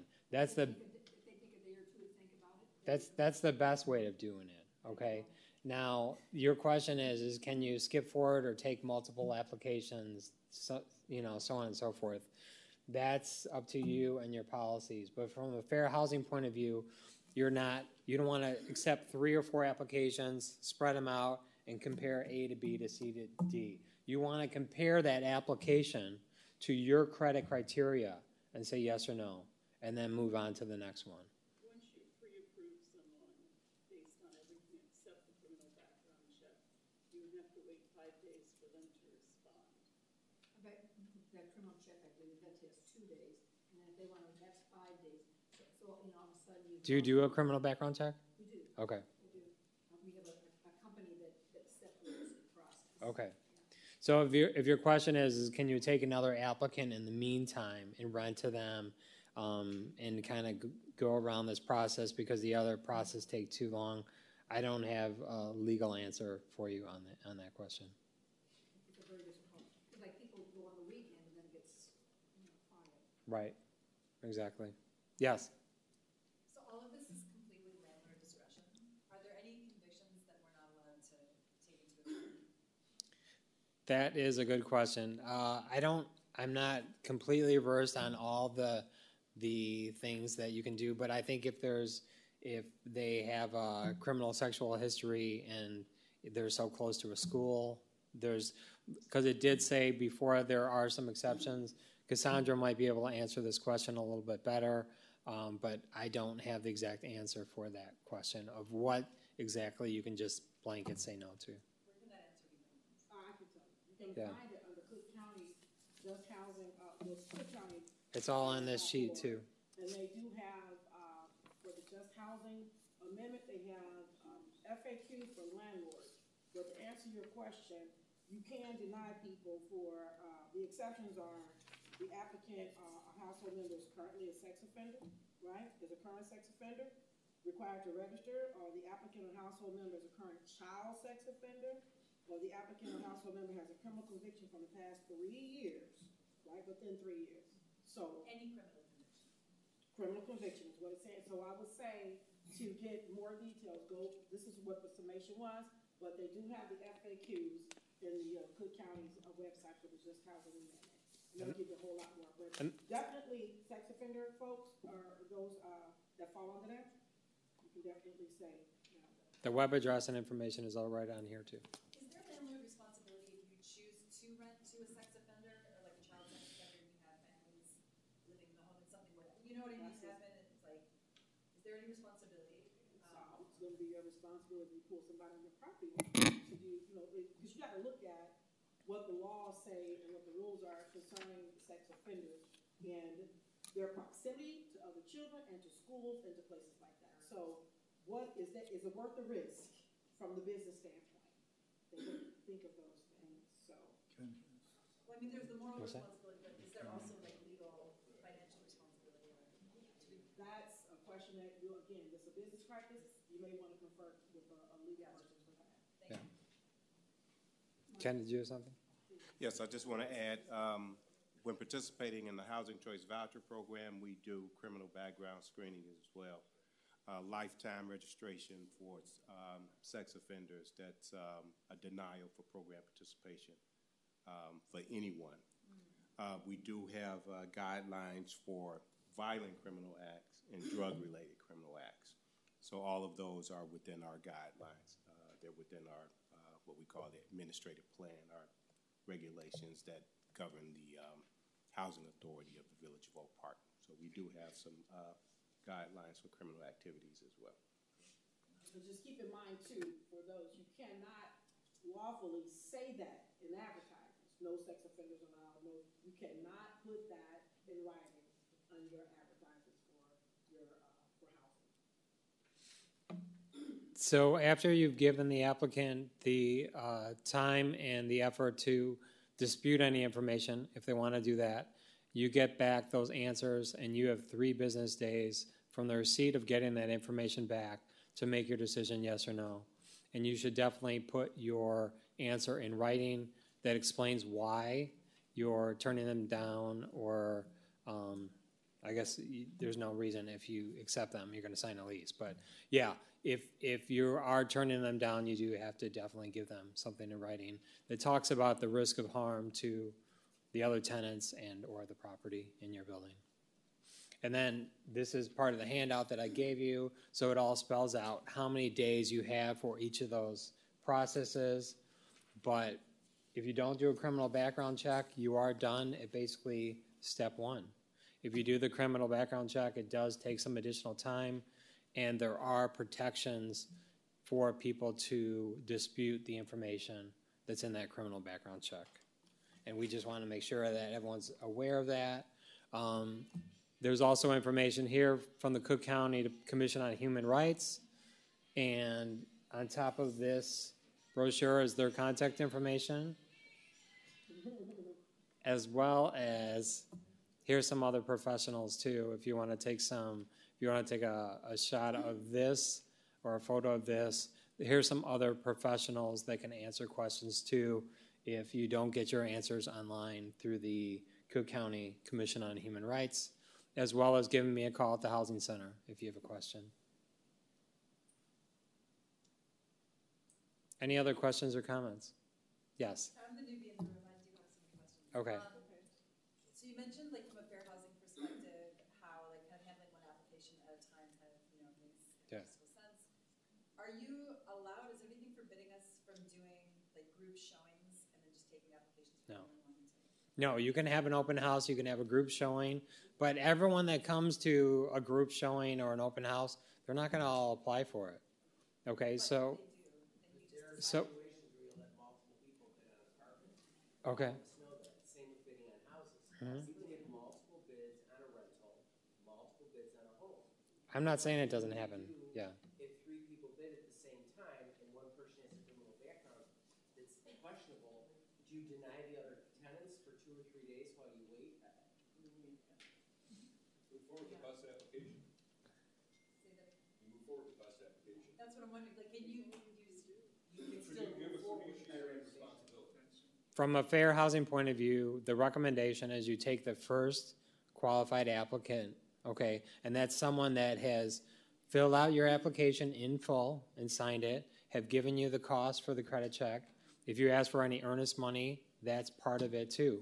So the first application that comes in with all your requirements from a fair housing point of view is the one you want to start with. Of course, different things happen in different occasions, but that's my answer in terms of fair housing law. I'm not saying it's not the way that things happen differently, and especially with an open house situation or like a real estate situation, but that's my answer from a fair housing point of view. Yes? We also have advertising on Zillow. Mm-hmm. Some of the people will send in their application because they've already signed up, and everything comes with criminal, and so I can't get the person's contact information without opening the. So I sent back to them and said, I can open this up because even if I don't open it, if there's an opportunity that I could have opened it, then I'm guilty. Exactly. So I just want people to know that on Zillow it's very scary. But you don't have to agree to it. See, I won't agree to the Zillow thing. So then I agree. So once you don't agree to it, then when they apply, they go through your third-party company, your credit, your background. You've removed your Zillow from it. So the just to repeat the question. So the question is basically there are some companies like Zillow that has, one-stop shop.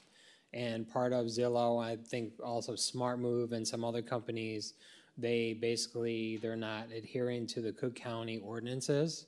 So they're including the criminal background check along with a credit check. And Cook County, the Just Housing Amendment, requires you to have those separate. Okay, so I think you can choose on Zillow whether you're going to take those applications with everything together. We recommend other companies that keep those things separate, such as bifurcating the credit check from the criminal background check. And if you contact me, I can give you some referrals of some companies that'll do that for you, or some of the owners too said that they just check the box where that they actually come through you and go through your processes, and you don't see that information from Zillow. And that is the recommended way of doing things. And then any other questions, regarding how to best handle things? I mean, you can talk to your real estate attorney too, and I'm just basically giving you fair housing advice to keep you out of issues and trouble moving forward. Okay? And then if you have any questions for me regarding any rentals or anything like that, please give me a call at the Housing Center. I can help you with your apartments at any time. Any other last questions? Okay, I'm going to turn it back over to Cassandra. Back to Jeff. Thank you so much.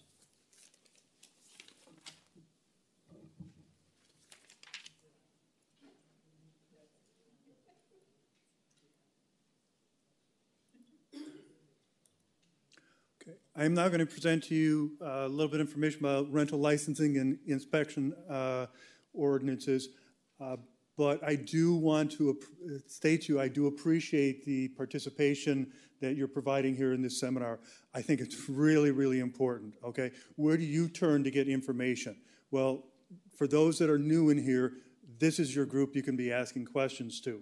And here's my question to you before we move forward, so that I have an understanding. How many in here are renting just property that have 3 units or less? Would you raise your hand?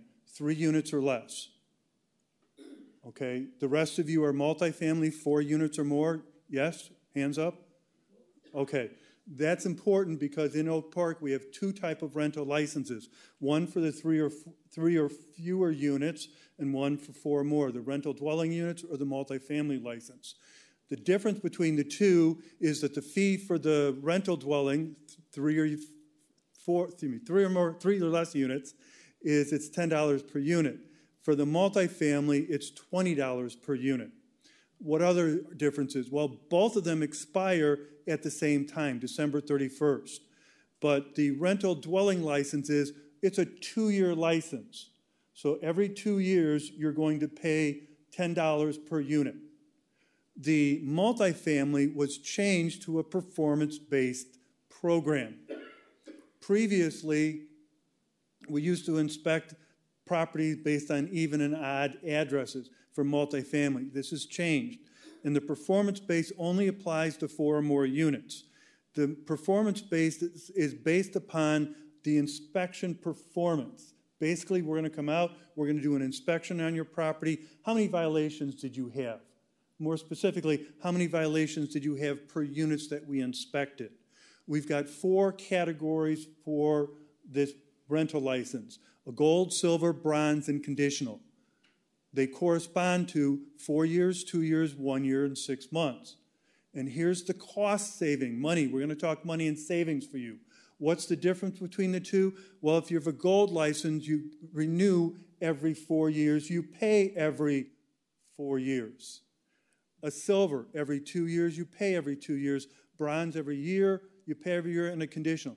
Our goal for you is to get you into a silver or gold license. Why? Because we don't have to come out as much to inspect you. 2, you're not going to see us as often. 3, you're not going to have to pay as much, right? I think it's a win-win for everybody. This chart is just showing you how we had to set it up when we first began, and we used to do it by odd addresses and even addresses. The current license says that the required frequency of our inspections is based upon the expiration of the rental license and also dealing with the number of violations you have. So let's take a look at that chart. License expires either 4 years, 2 years, 1 year, or 6 months. That's the different types we have. And again, it's based upon a gold, silver, bronze, or conditional. We calculate the license type based upon the violations per unit in this column. Let's give you an example. And I like easy math, okay? So I've got a 30-unit building, and I'm going to do a third of the units. We always inspect only a third of your units. A third of 30 is 10. Again, easy math, right? So I'm going to inspect 10 units. If I come out and I find 33 violations, I'm now going to take that 33 divided by 10, and I come up with 3.3 violations per unit. And if you look at our chart, you're going to fall into a conditional license. Okay? But let's take a look. You're much better than that. Okay? You've got that 30-unit building. We're going to inspect 10 of those units, and now you only have 7 violations. Well, let's do the math again. 7 divided by 10 is going to be 0.7 violations per unit. Guess what? You've just earned yourself a gold license. But oh, what a 1 violation difference will make. We're going to take it now. You've got 8 violations. We have 8 violations divided by 10. You're now going to get a 0.8 violations per unit. Now you've dropped yourself down to a silver license. Okay? You can help yourself by doing the inspections beforehand and making sure that the property is up to snuff before we get out there. Okay? When was the last time you inspected your property? Okay? Was it monthly? This is the best answer I've had from somebody, that they inspected their property monthly. When? On the first of their month. When they did what? They collected the rent. They went on their property and they inspected it monthly, okay? Sir, I'm going to give you my Mercedes outside to drive. Sir, I'm going to give you my Corvette. And you just go off and you drive off on it. When do I want to see them back? Monthly? My property, my car. Your property, your rental property. How often do you want to inspect it? Quarterly? This is what we recommend. At least quarterly. Yearly? Or when the tenants move out? Because when the tenants move out, you find out things that you didn't want to know. Unsanitary conditions, mold, sewage backup that you weren't told about, excessive garbage, blocked exits. Blocked exits? Yes. Is this unsanitary? Well, I'm going to tell you, we've got hoarders out there, and there's 2 types of hoarders. I'm going to put them into 2 categories, clean and dirty hoarders. Clean hoarders are the people that are very organized. They've got stacked things, and they're compulsive buyers. They get stuff, and they have packages that are unopened. The other type of hoarders, they don't take their garbage out. Those are the ones that are going to cause you problems. They have pets inside the house that they don't take outside when they should. Okay? Who's responsible for these unsanitary conditions? Well, you would think that it's the tenant, right? Well, I'm going to show you our property code, and all during this property code, I'm going to show you a common thread here. Responsibility for unsanitary conditions, the owner shall maintain it. And if you read the second one here, a person shall not permit another person to occupy. So if you know that somebody is unsanitary and you're allowing them to occupy, you're responsible. With regards to occupancy limitations, the owner of the structure is going to have to provide the proper occupancy. Well, who's responsible for occupancy violations? A person shall not permit. So you go in, you find out, you're now responsible. Same thing with plumbing, facilities, fixtures, mechanical. Who's responsible? Same issue. The owner of the property, the structure, shall maintain it. And who's responsible? Well, a person shall not permit another person to occupy.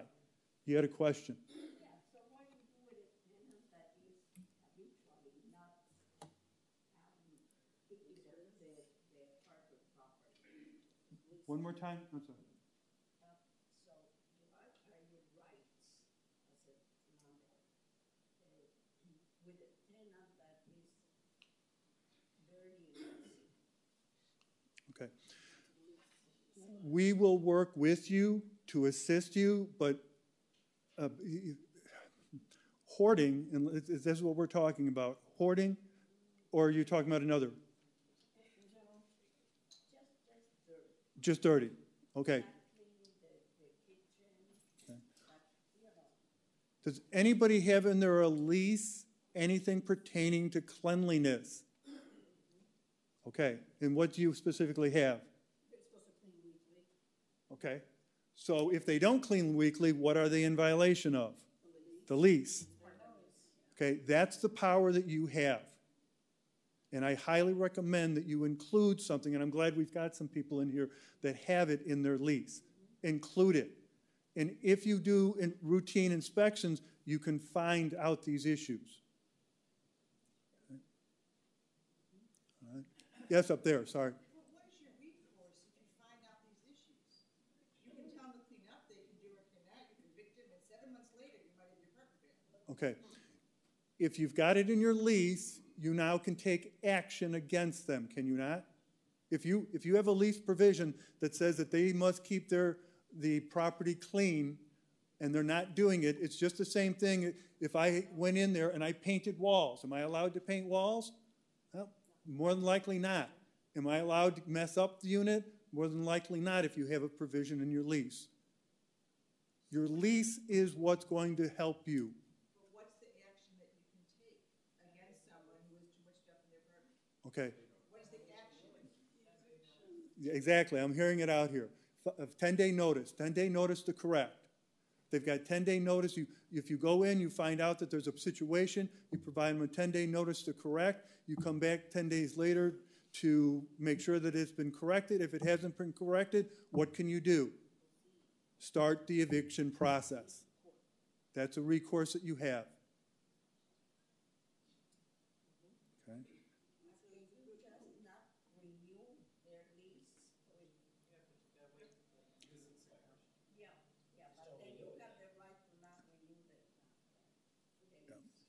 Okay. Can you choose not to renew a lease? People? Okay. There are time restrictions, and we're going to talk about that in the RTLO. Okay? Now, since we talked about evictions, real quick, I'm going to digress here because we do have some new people in the crowd, okay? And they need to hear your experiences. Who in here has had to deal with an eviction? Would you raise your hand? New people, look around you. Who in here has had to deal with an eviction? Now, of course, it didn't cost you anything, right? New people, are you hearing this? What costs did you have involved in evictions, people? Pardon? Multiple. Okay. I'm asking, you're answering a lot of different questions I have of you. How much did it cost you for an eviction? 1,000. Somebody? 8,000? Anybody else? 6 months and $10,000. Okay? Evictions are not cheap. Okay? Thank you. Once more time, I want to hear it. Don't wait. Can I just ask out of curiosity, 6 months and 10,000, was that loss of rental income, or was that like cost of repairs, or like what? Yes. This particular case went to a jury trial, so we had a lot. That was legal? Yeah, I had one case where it took me, this is obviously during COVID, 18 months to get somebody out. And that one was about $26,000 of loss and then about $8,000 in appearances. Yeah. Yeah. But if it weren't COVID, how long do you think it would be? 18 months. Without COVID? That was during COVID. That was during It would be COVID. the So moratorium. I just got them out beginning of February. Yeah. Did you file a judgment against that person? Absolutely. Good. New people, are you hearing what he's saying? Listen carefully. These are seasoned, experienced landlords. Yes. And they destroy your property. Yes. You're losing rent, right? But that's not the big issue necessarily. They're destroying your property. You're going to go in and you're not going to find it in the pristine condition that you gave it to them, are you?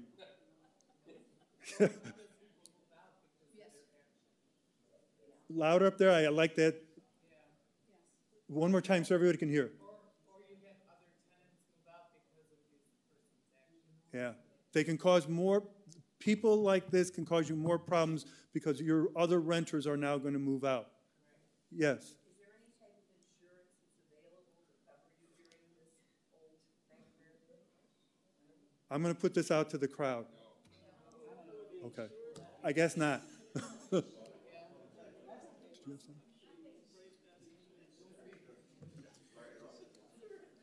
In the event a housing choice voucher program participant is evicted, you obtain an order of possession from the court, that program participant loses their ability to utilize their housing choice voucher. So we will terminate, but we will need proof from the owner that an order of possession has been obtained. Question for you though. So then the income also from the housing choice program also ends, but then you as a landlord are still left on your own to get this tenant out. Correct. Yeah. Correct.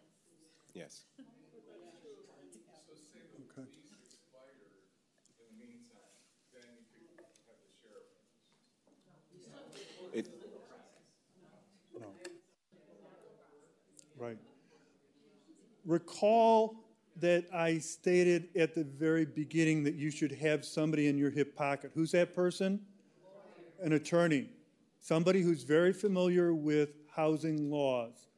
And the other I'm going to go, because I came from a community that I was in 2 different counties. You want to make sure you have somebody who's practicing in Cook County. You don't want an attorney from DuPage who's unfamiliar with Cook. Yes, sir. Earlier there was a question about the criminal background check that's coming back to me. And the person said statewide. I thought the criminal background check was for Cook County only. Well, now it's stage 2. It is statewide. Yeah. Okay, as of January 1st? Oh, you mean the, No, just housing. Cook County, but then why are you saying state? Because all of a sudden I'm confused again. What is the state of January 1st? oh, I was saying the source of income is state. But the criminal background turnover stuff is all based on Cook County, not the state of Illinois. Right, Cook County, just how. Now, I made the comment about having the attorney in your hip pocket.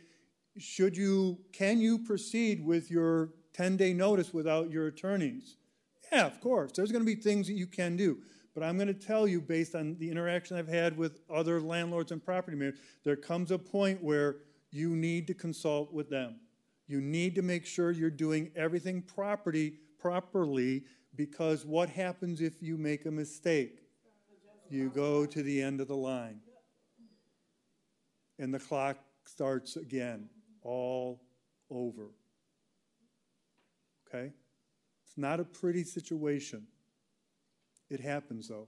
You do your best to prevent it by doing what you can, but it happens. I just want to give a plug for this whole group here.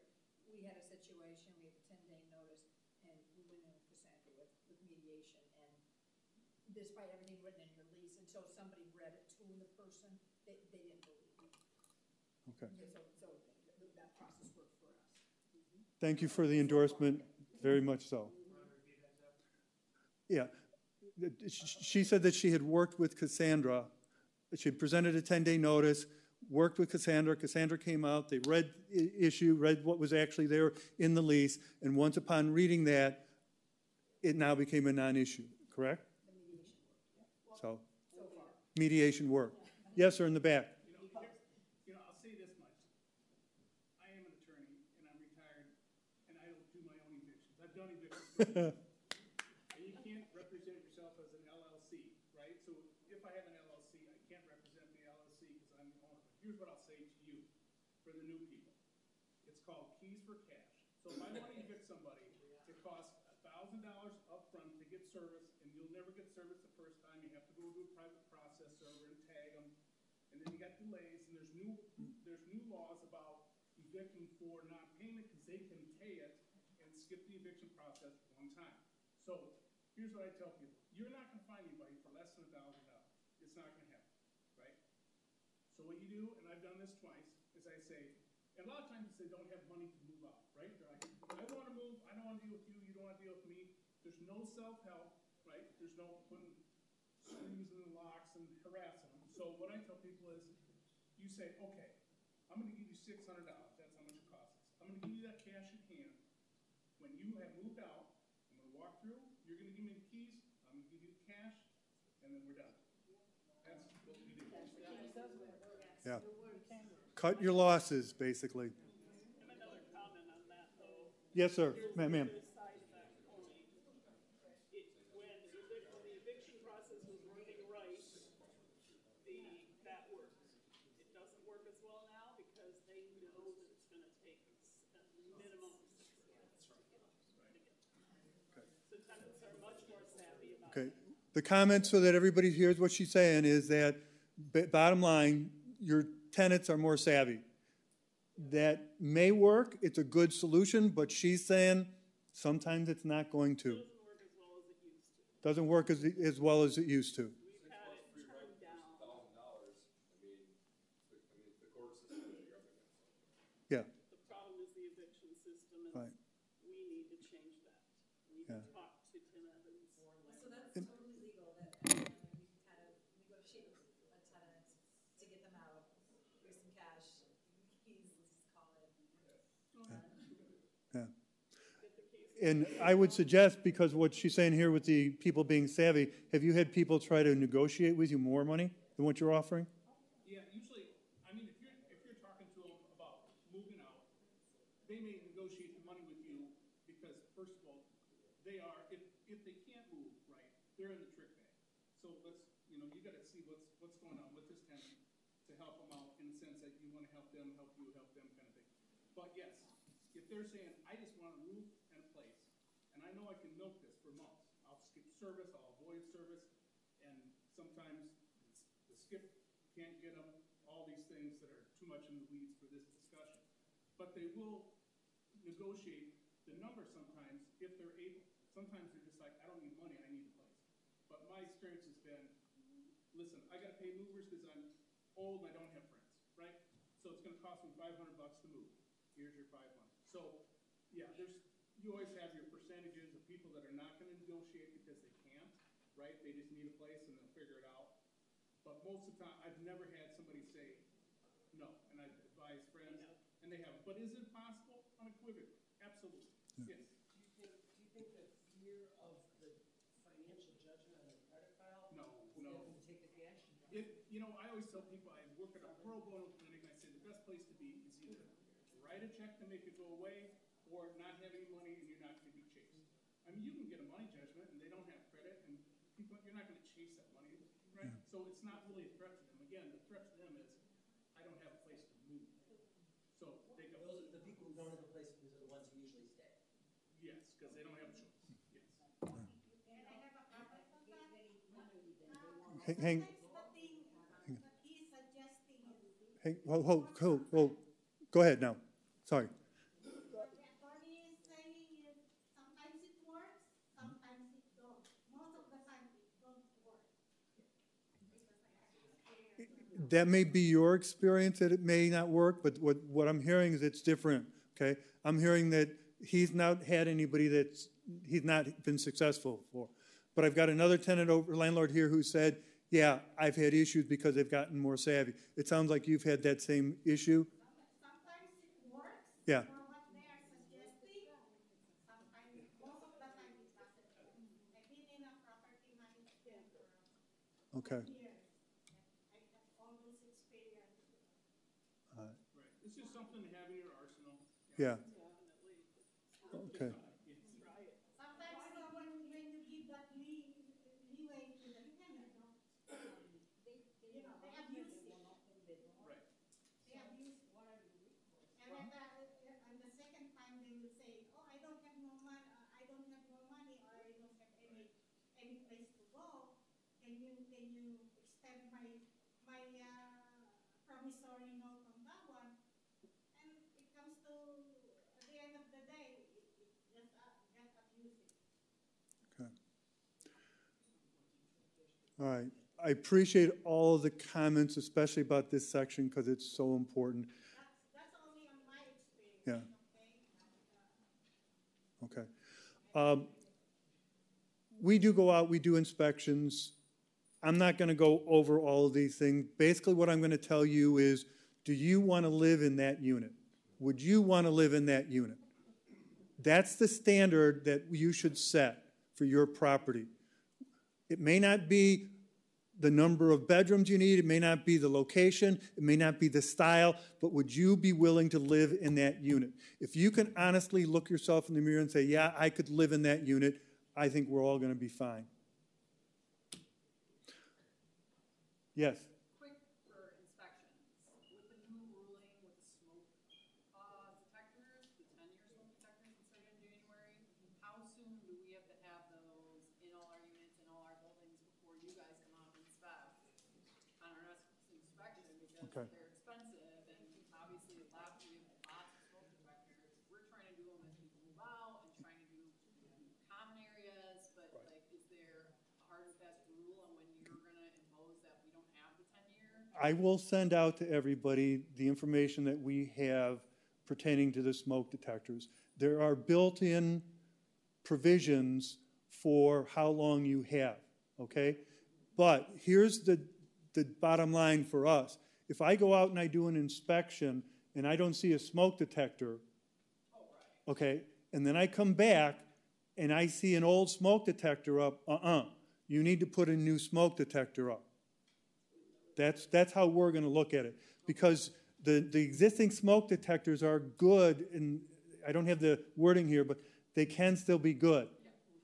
Okay? I just didn't know if you were going to make it where we had to have them by a certain date. There's no drop down. There's no, probably in 10 years when we go through that cycle, that it'll definitely be required. Yeah, we're slowly but surely doing it, but as you know, we go with the units and doing in the building. But yeah, I didn't know with that new law.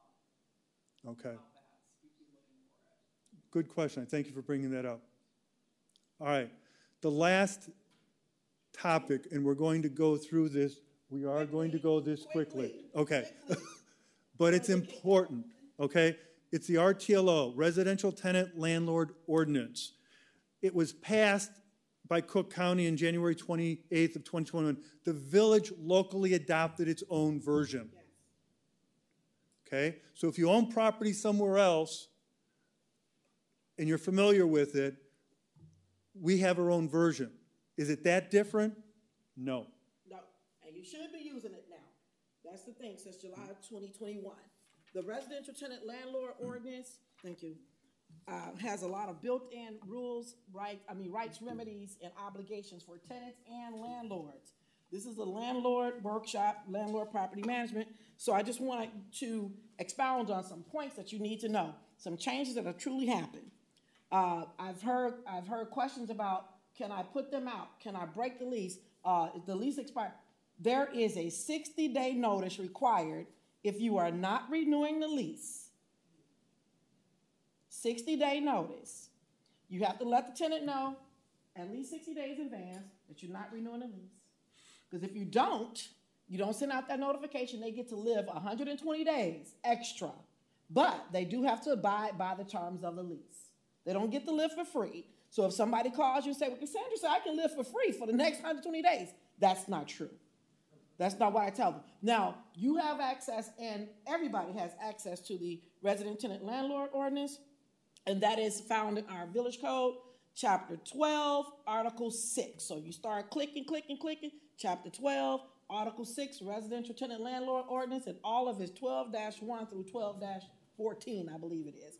It speaks about you can't do lockouts. It speaks about security deposits. The things that I wanted to touch on. Did you need something? No, not good. Oh, the things I wanted to touch on as we're running. Yeah. This is the first time we've tag teamed, so give us a minute here. What I want to make sure you're aware of, we locally adopted it. Why did we locally adopt it? So that you can turn to her, so that you can turn to me, instead of having to turn to Cook County. That's the primary reason that the village locally adopted the amendment. We made references, there was 3 amendments that we had. It was real easy. We didn't change any of the real provisions, okay? As Cassandra said, is under 12.6.1. Who is covered? Almost all rental units in Oak Park are covered. There are some exceptions for units that do not fall under the RTLO. If you are on an occupied building with 6 units or less, it's not covered under the RTLO. So but you still want to make sure you're abiding by the fair housing laws, though. Don't break the fair housing laws, right? But if you live in a building of 6 units or less, the RTLO and those things in here do not you are excluded from. If it is a single family unit or a condo unit and you meet these criteria, the owner is the only renting the one unit. You only got one unit. So let's say you have a condo. Nah, I don't want to say a condo. Let's say you have a condo, because this works like that. Let's say you have a condo, and you've rented that condo, right? It's the only unit you have in the building, and you've had a family member in that building in the last 12 months, right? And you are the one collecting your rent on it, and you are not a corporation. You are excluded from the RTLO. So what that means is, if you have more than one rental property, you're not excluded. If someone in your family has not been living in that property for a year, you're not excluded. If you have a professional manager for your unit, you are not excluded, all right? And if you are a corporation, you are not excluded. So pretty much almost everybody is, but here are some examples of what's excluded. SROs, right? Motels, hotels, that temporary living like that, rooming houses, people staying less than 32 days, dorms and college places, those are excluded from the RTLO. Shelters, places like that, all right? If you do have a property that's excluded, you need to let the tenant know so they'll know what to expect, because this RTLO governs really how you're doing rentals. Now, there are some changes that came up, or the things in terms of the leases. Now, somebody said last week, well, they told me I couldn't say anything negative about my landlord. I don't know where we got that from, but the RTLO specifically says you cannot stop a tenant from saying negative things about the landlord. I'm just saying. Now, why would they say things about you? No, okay. You cannot require the tenant to give you a longer notice to exit than you give them. So if you say, I'm giving you a 30-day notice, you can't tell a tenant, well, you have to give me a 90-day notice. Y'all have to keep that even, all right? A few more things. When you see green, I just want y'all to know, when you see me highlight green, that means it's touching your money. Green is money, all right? That means you're getting ready to lose something. Here, if the landlord deliberately uses a rental agreement to try and bypass what we're doing here, then the tenant can recover 2 months of damages in rent, whichever is greater. All right? I'm just saying, so if you're trying to bypass and, well, let me circumvent this, and it comes up, you're going to lose a couple months. We talked about the rental agreements for Oak Park with the mandatory lease things that are needed. And still here, we have, and I brought up occupancy because it matters how many people are in a unit to the square footage. Yeah. I get this question a lot of times. Basically, square footage, it's 50 foot of square footage, 70 foot square footage for one person, okay, in a bedroom. If you put 2 people, it drops from 70 foot square foot to 50 square feet, okay? So one person, 70 square foot, basically a 10 by 7. 2 people in a room, it's 50 and 50, 100 square feet. 3 people, 150. 4 people, 200. Okay? So those are the occupancy restrictions that we have. And you can find this in the Village Code. Click, click, click, Chapter 7, 13. You will see that in the section. But so there are some renters' rights that, of course, is the RTLO, Residential Tenant Landlord Ordinance. You want to become very familiar with it because you have to give out a summary of it with your new leases and as your tenants come. We do have copies in the back. Am I right? You have We some did. I don't know if we still have any. If there's still some, make sure you get the summary, because when you do that lease, you have to attach the summary of the RTLO. If you don't and your tenant asks for it, you have 2 days to provide that to them. If you do not, they could actually void the lease. Yeah. So, again, we're talking about things. Bed bugs. Okay, I'm sorry. I know that was an issue years ago, so much of going around, and, you know, folks thought Oak Park didn't have the issue, but there was an issue across the board, and people bringing them in. So we always got calls between Jeff's department and mine.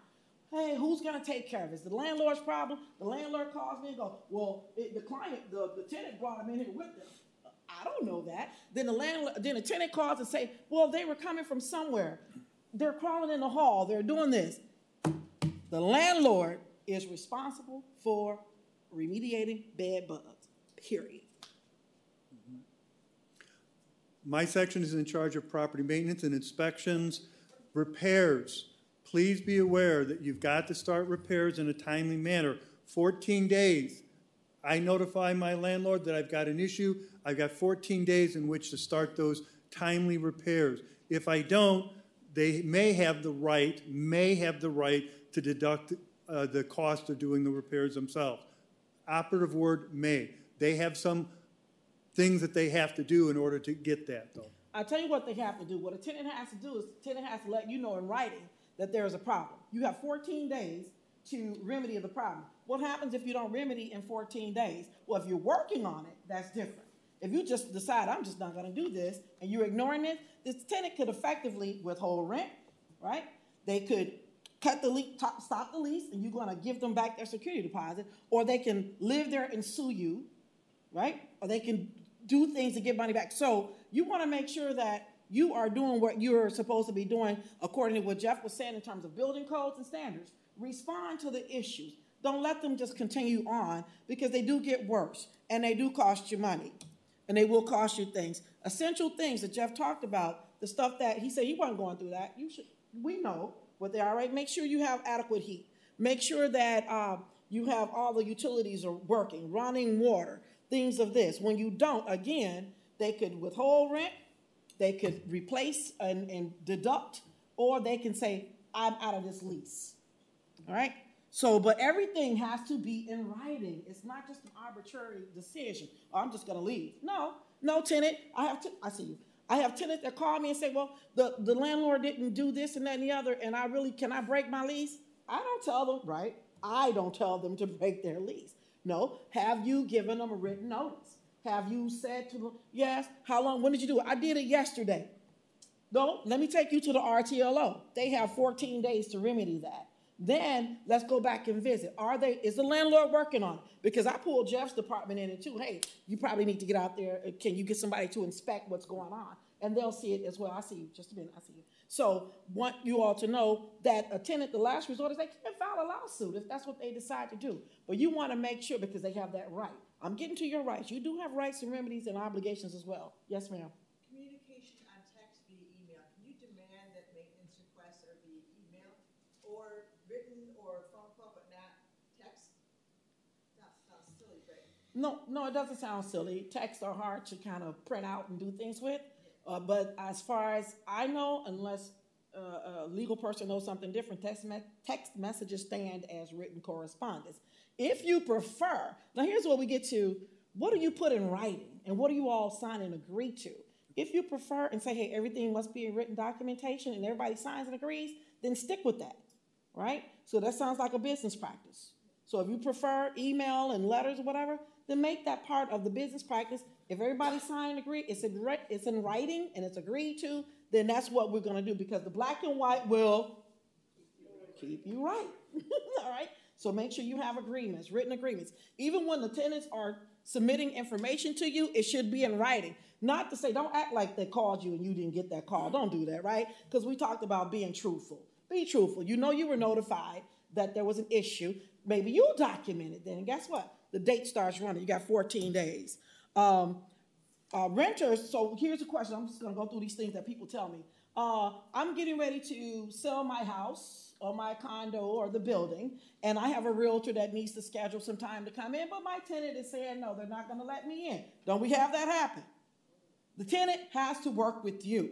It is in the residential tenant landlord ordinance that they have to allow reasonable access. Reasonable access, 48 hours pretty much is what you should be giving a tenant. Reasonable is not, hey, the realtor is down the street. She or he wants to come in and show. That's not fair. That's not right. That's not what you do. Reasonable notice, 2 days, and except for emergencies. Emergency doesn't require notices, right? Be aware that the RTLO is set up, as you just saw in the previous slide, what are the renter's rights? They talk about renter's right. Immediately following, they say, whoa, wait, there's also responsibilities that the renter has, okay? Mm-hmm. So it's set up like that. It also does the same thing for the landlord. And the reason I'm doing this part in the renters is because it affects you directly, because you need to access the property if you're showing it, whatever you may be doing, because they have to allow you in for showings, for if you have contractors coming through, work to be done. And I know we have some tenants like, I don't want you to, I want to be here when you come through or someone. So we talk about, hey, can you get somebody to be there when you're not there? But they cannot arbitrarily just decide, I'm not letting you in, ever. That's not what happens. All right? They need to take out the trash. We had a question about that earlier. They need to take out the trash. They need to keep the place clean. What is in your lease? The lease is going to be the governing document when you have to go and do some legal things. So if you're missing a bunch of stuff, you went and pulled up one of these leases offline to download a PDF for free, and all it said was a unit number, how much is the rent, pay your rent on this day, a late notice, and you didn't throw in some meat and potatoes, you're going to be selling yourself short. So think of those things that matter when you have to do this. And now that you will be becoming more familiar with the residential tenant landlord ordinance, there are some things you may want to have in your lease built in so you won't have any questions in coming back to it. Let's keep going. Security deposits. All right. They say the RTLO captures security deposits to 1.5 times the monthly rent. And then there's penalties. So that's a security deposit. Can they pay more? If you agree in writing, they can. All right? But how do you take the security deposit is the question. I've had people say, well, what am I supposed to do? Well, they can pay the first portion. Let's say it's $1,500, $1,000, right? Then over the next 6 months, they need to pay that extra $500. You build that in however you need to do it, whatever's your business practice. But they have up to 6 months to do the other third of what that cap is on security deposits. You'll see that again. If you have any questions, feel free to call me. I can do the math with you. I'm still good with that. All right? Now, let's talk about these notices that people talk about, right? Because some people were saying, well, what do I do if they don't do? We talk about 10-day notices, 10-day notices. Anytime they are violating anything other than not paying rent, right? It's a 10-day notice. Oh, I don't want to give them a 10-day. What's in your lease? If you are not addressing things in your lease, you want to probably create some addendums. You need to have things in there. 10-day notices, your 5-day notices, and then again, the non-renewal of lease is 60 days now. It's not 30 days notice, 60 days, and you want to do that. If you're coming in at day 58 saying you're not going to renew the lease, 58 days within to the date, they get 120 days to live, but they must abide by the current lease terms, all right? 2-day notice to enter. No notice is necessary for emergencies. That's different, all right? Late payments. There's a whole calculation for late payments. I want to do the math because I'll tell you, 5 people are going to ask me, well, what if it's this? What if it's this? It says here it's capped at $10 for the first, I'm going to do easy math, $10 for the first $1,000. After that, late fees are 5% of the rent, the rest of the rent. So you got a $2,500 rent, they're late, $10 for the first, 5% on the other $1,500. Okay, all right. Well, they said 5% of the overall rent. That's not how I saw it, but I'll look at it again. You got to give that 5-day notice for non-payment of rent. Somebody said, what did you say earlier? You say, don't take too long. You say, what did you tell people? To be kind of sort of, you were saying, don't let it linger. Don't let it linger. What we get is we get calls from landlords who are asking me what they should do with their tenants that they've allowed to linger for 5 or 6 months without paying rent. You asking me that? I said, well, did you ever issue a 5-day notice? Well, yeah, the way you issue the notices is important, right? You can't just like, here. Put that in your pocket. Don't do that. There's a way to issue the notices. If you don't issue that notice properly, you get to court and everything, they want to see stuff, you may be jeopardizing your case. All right? There's a certain way to issue the notices. You just can't arbitrarily stick it on the door unless the property is abandoned and you know that it's abandoned because there's proof that it's abandoned, right? You can't hand it to the 6-year-old that opens the door. Here, get to see your mom and your dad. You can't do that, right? You can't get slided under the door. You can't do that. So make sure that you're issuing your notices properly. Let's talk about this paid. I'm sorry, I need one thing. Let's talk about this pay to stay. Something new. When I read it, I said, oh, and that's something. All right, so here's it. So you got a tenant that's going through the eviction process.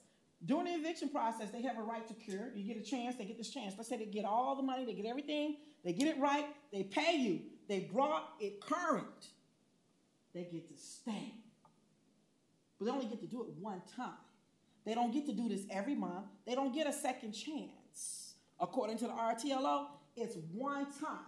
So what happens in a few months, subsequent months, they go late, they're doing these kind of things, you take them to eviction court, that's it. They're going through the process. They don't get to pay to stay anymore. All right? I think that was a plus. That's a plus for you. It could be. I want to go back, since we do have some new landlords in here, okay, about the 5-day notice and payment. All right? It's tough love. Okay? Your heart bleeds. Somebody gives you a story. Hey, I just lost my job. I had an accident with my car. I've now got extra payments. It tears your heart. Okay? It's a judgment call that you have to make, but it's a business you're running. Talk to people who have done this.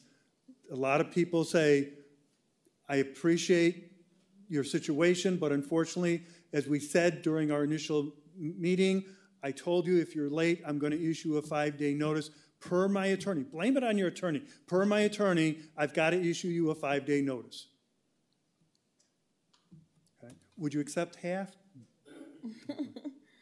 All right. Since landlords have, so here are your rights and protections of landlords. You have a 2 business day right to cure any administrative issues, like somebody say, well, you didn't give me the RTLO summary.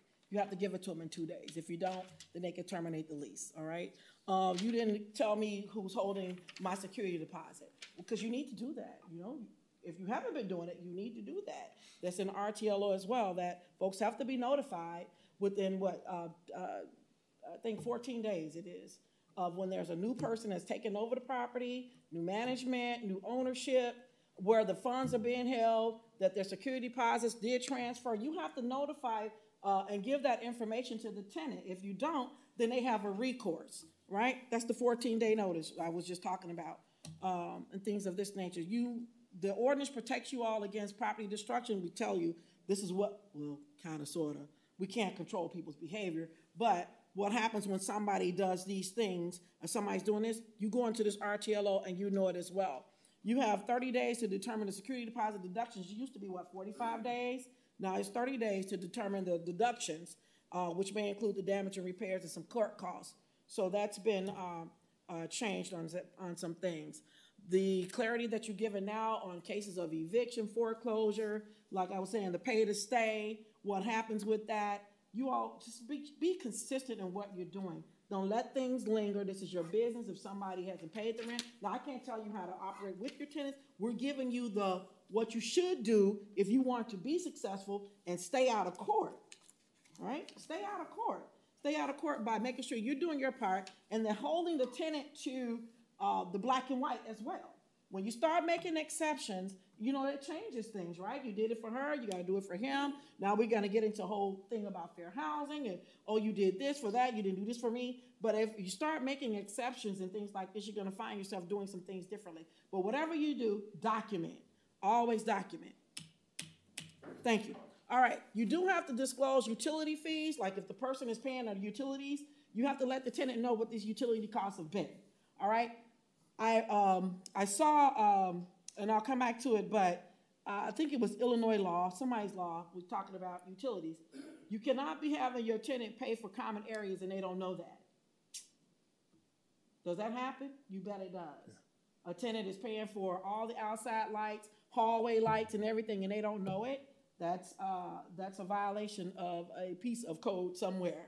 I just want you to know, so fix that if that's something that's going on. All right, you have to tell them. We have the, for those that know, before RTLO, we have the information in for housing and for renting, where it was either a move-in fee or it was a security deposit. Here you have to give them an itemized list of all the fees that you are charging them when they're moving in. Somebody called me, they said, well, this company is charging me a utility fee, and then they're charging me this fee, and then they're charging something for an appliance fee and something else. And I said, I don't know all those fees, but let's have this conversation about what is going on. But you have to make sure that the tenant understands and knows what these fees are all about, and that they're fair. And if you're charging fees, everybody across the board is getting charged fees for whatever it may be. All right? But don't have a tenant paying utilities and they don't know that they're paying utilities. That is not what you're supposed to do. disclosure of past issues, and this pertains to me mostly because we're talking about property maintenance violations. You've got to give them disclosure of past issues. If you don't, you can be, they can come back to you and they can sue. They can sue you for 1 month's rent and legal fees. All right. So wait for them to end the lease as well. Disclosure of ownership, I already talked about that. When you change names or whoever is owning the property, you have to give this information, disclose to the tenant who's who, what's going on. The tenant can end the lease. Remember, it's green. We're talking about your money now. They can end this lease if they give a 2 days notice and let the landlord fix these mistakes. Also, they can sue you for $200 in legal fees. So just things that can happen if you're not disclosing. That's information, pieces of paper that you can print up and just attach and make sure. Again, the 60-day renewal. Got that. If you violate that, the tenant can sue for 1 month. If they want to, and they can also terminate that lease. I'm just saying. Now, they can move out. I mean, they can live for 120 days, but they don't get to live for free, so don't let them trick you. All right? Go back.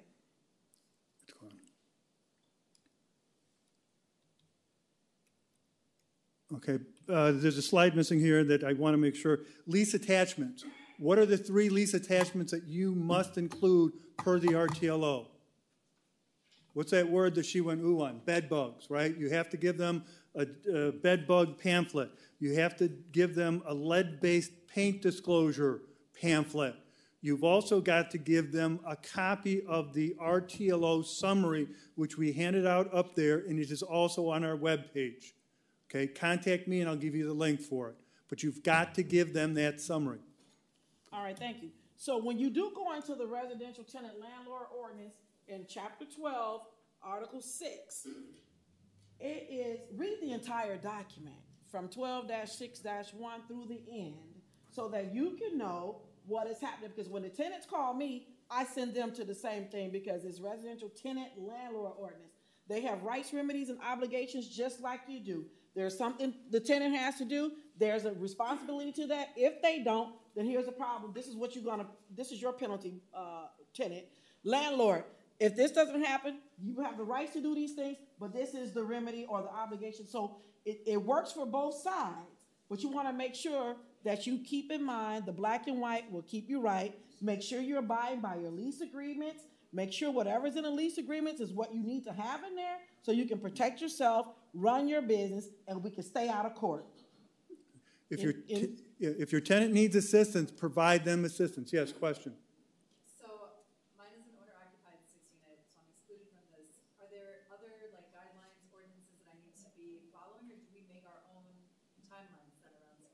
No, you do. There are. Thanks, a good question. Let's talk in a few minutes because I see people are trying to leave out. I want to give you some specific information. That's very good. Thank you. Okay. Here's Cassandra and my information. My card's up there. Cassandra's card is up there. If you need assistance, please reach out to either of us. Reach out to our housing partners. If you've got specific questions about what they've presented, they're here to support you.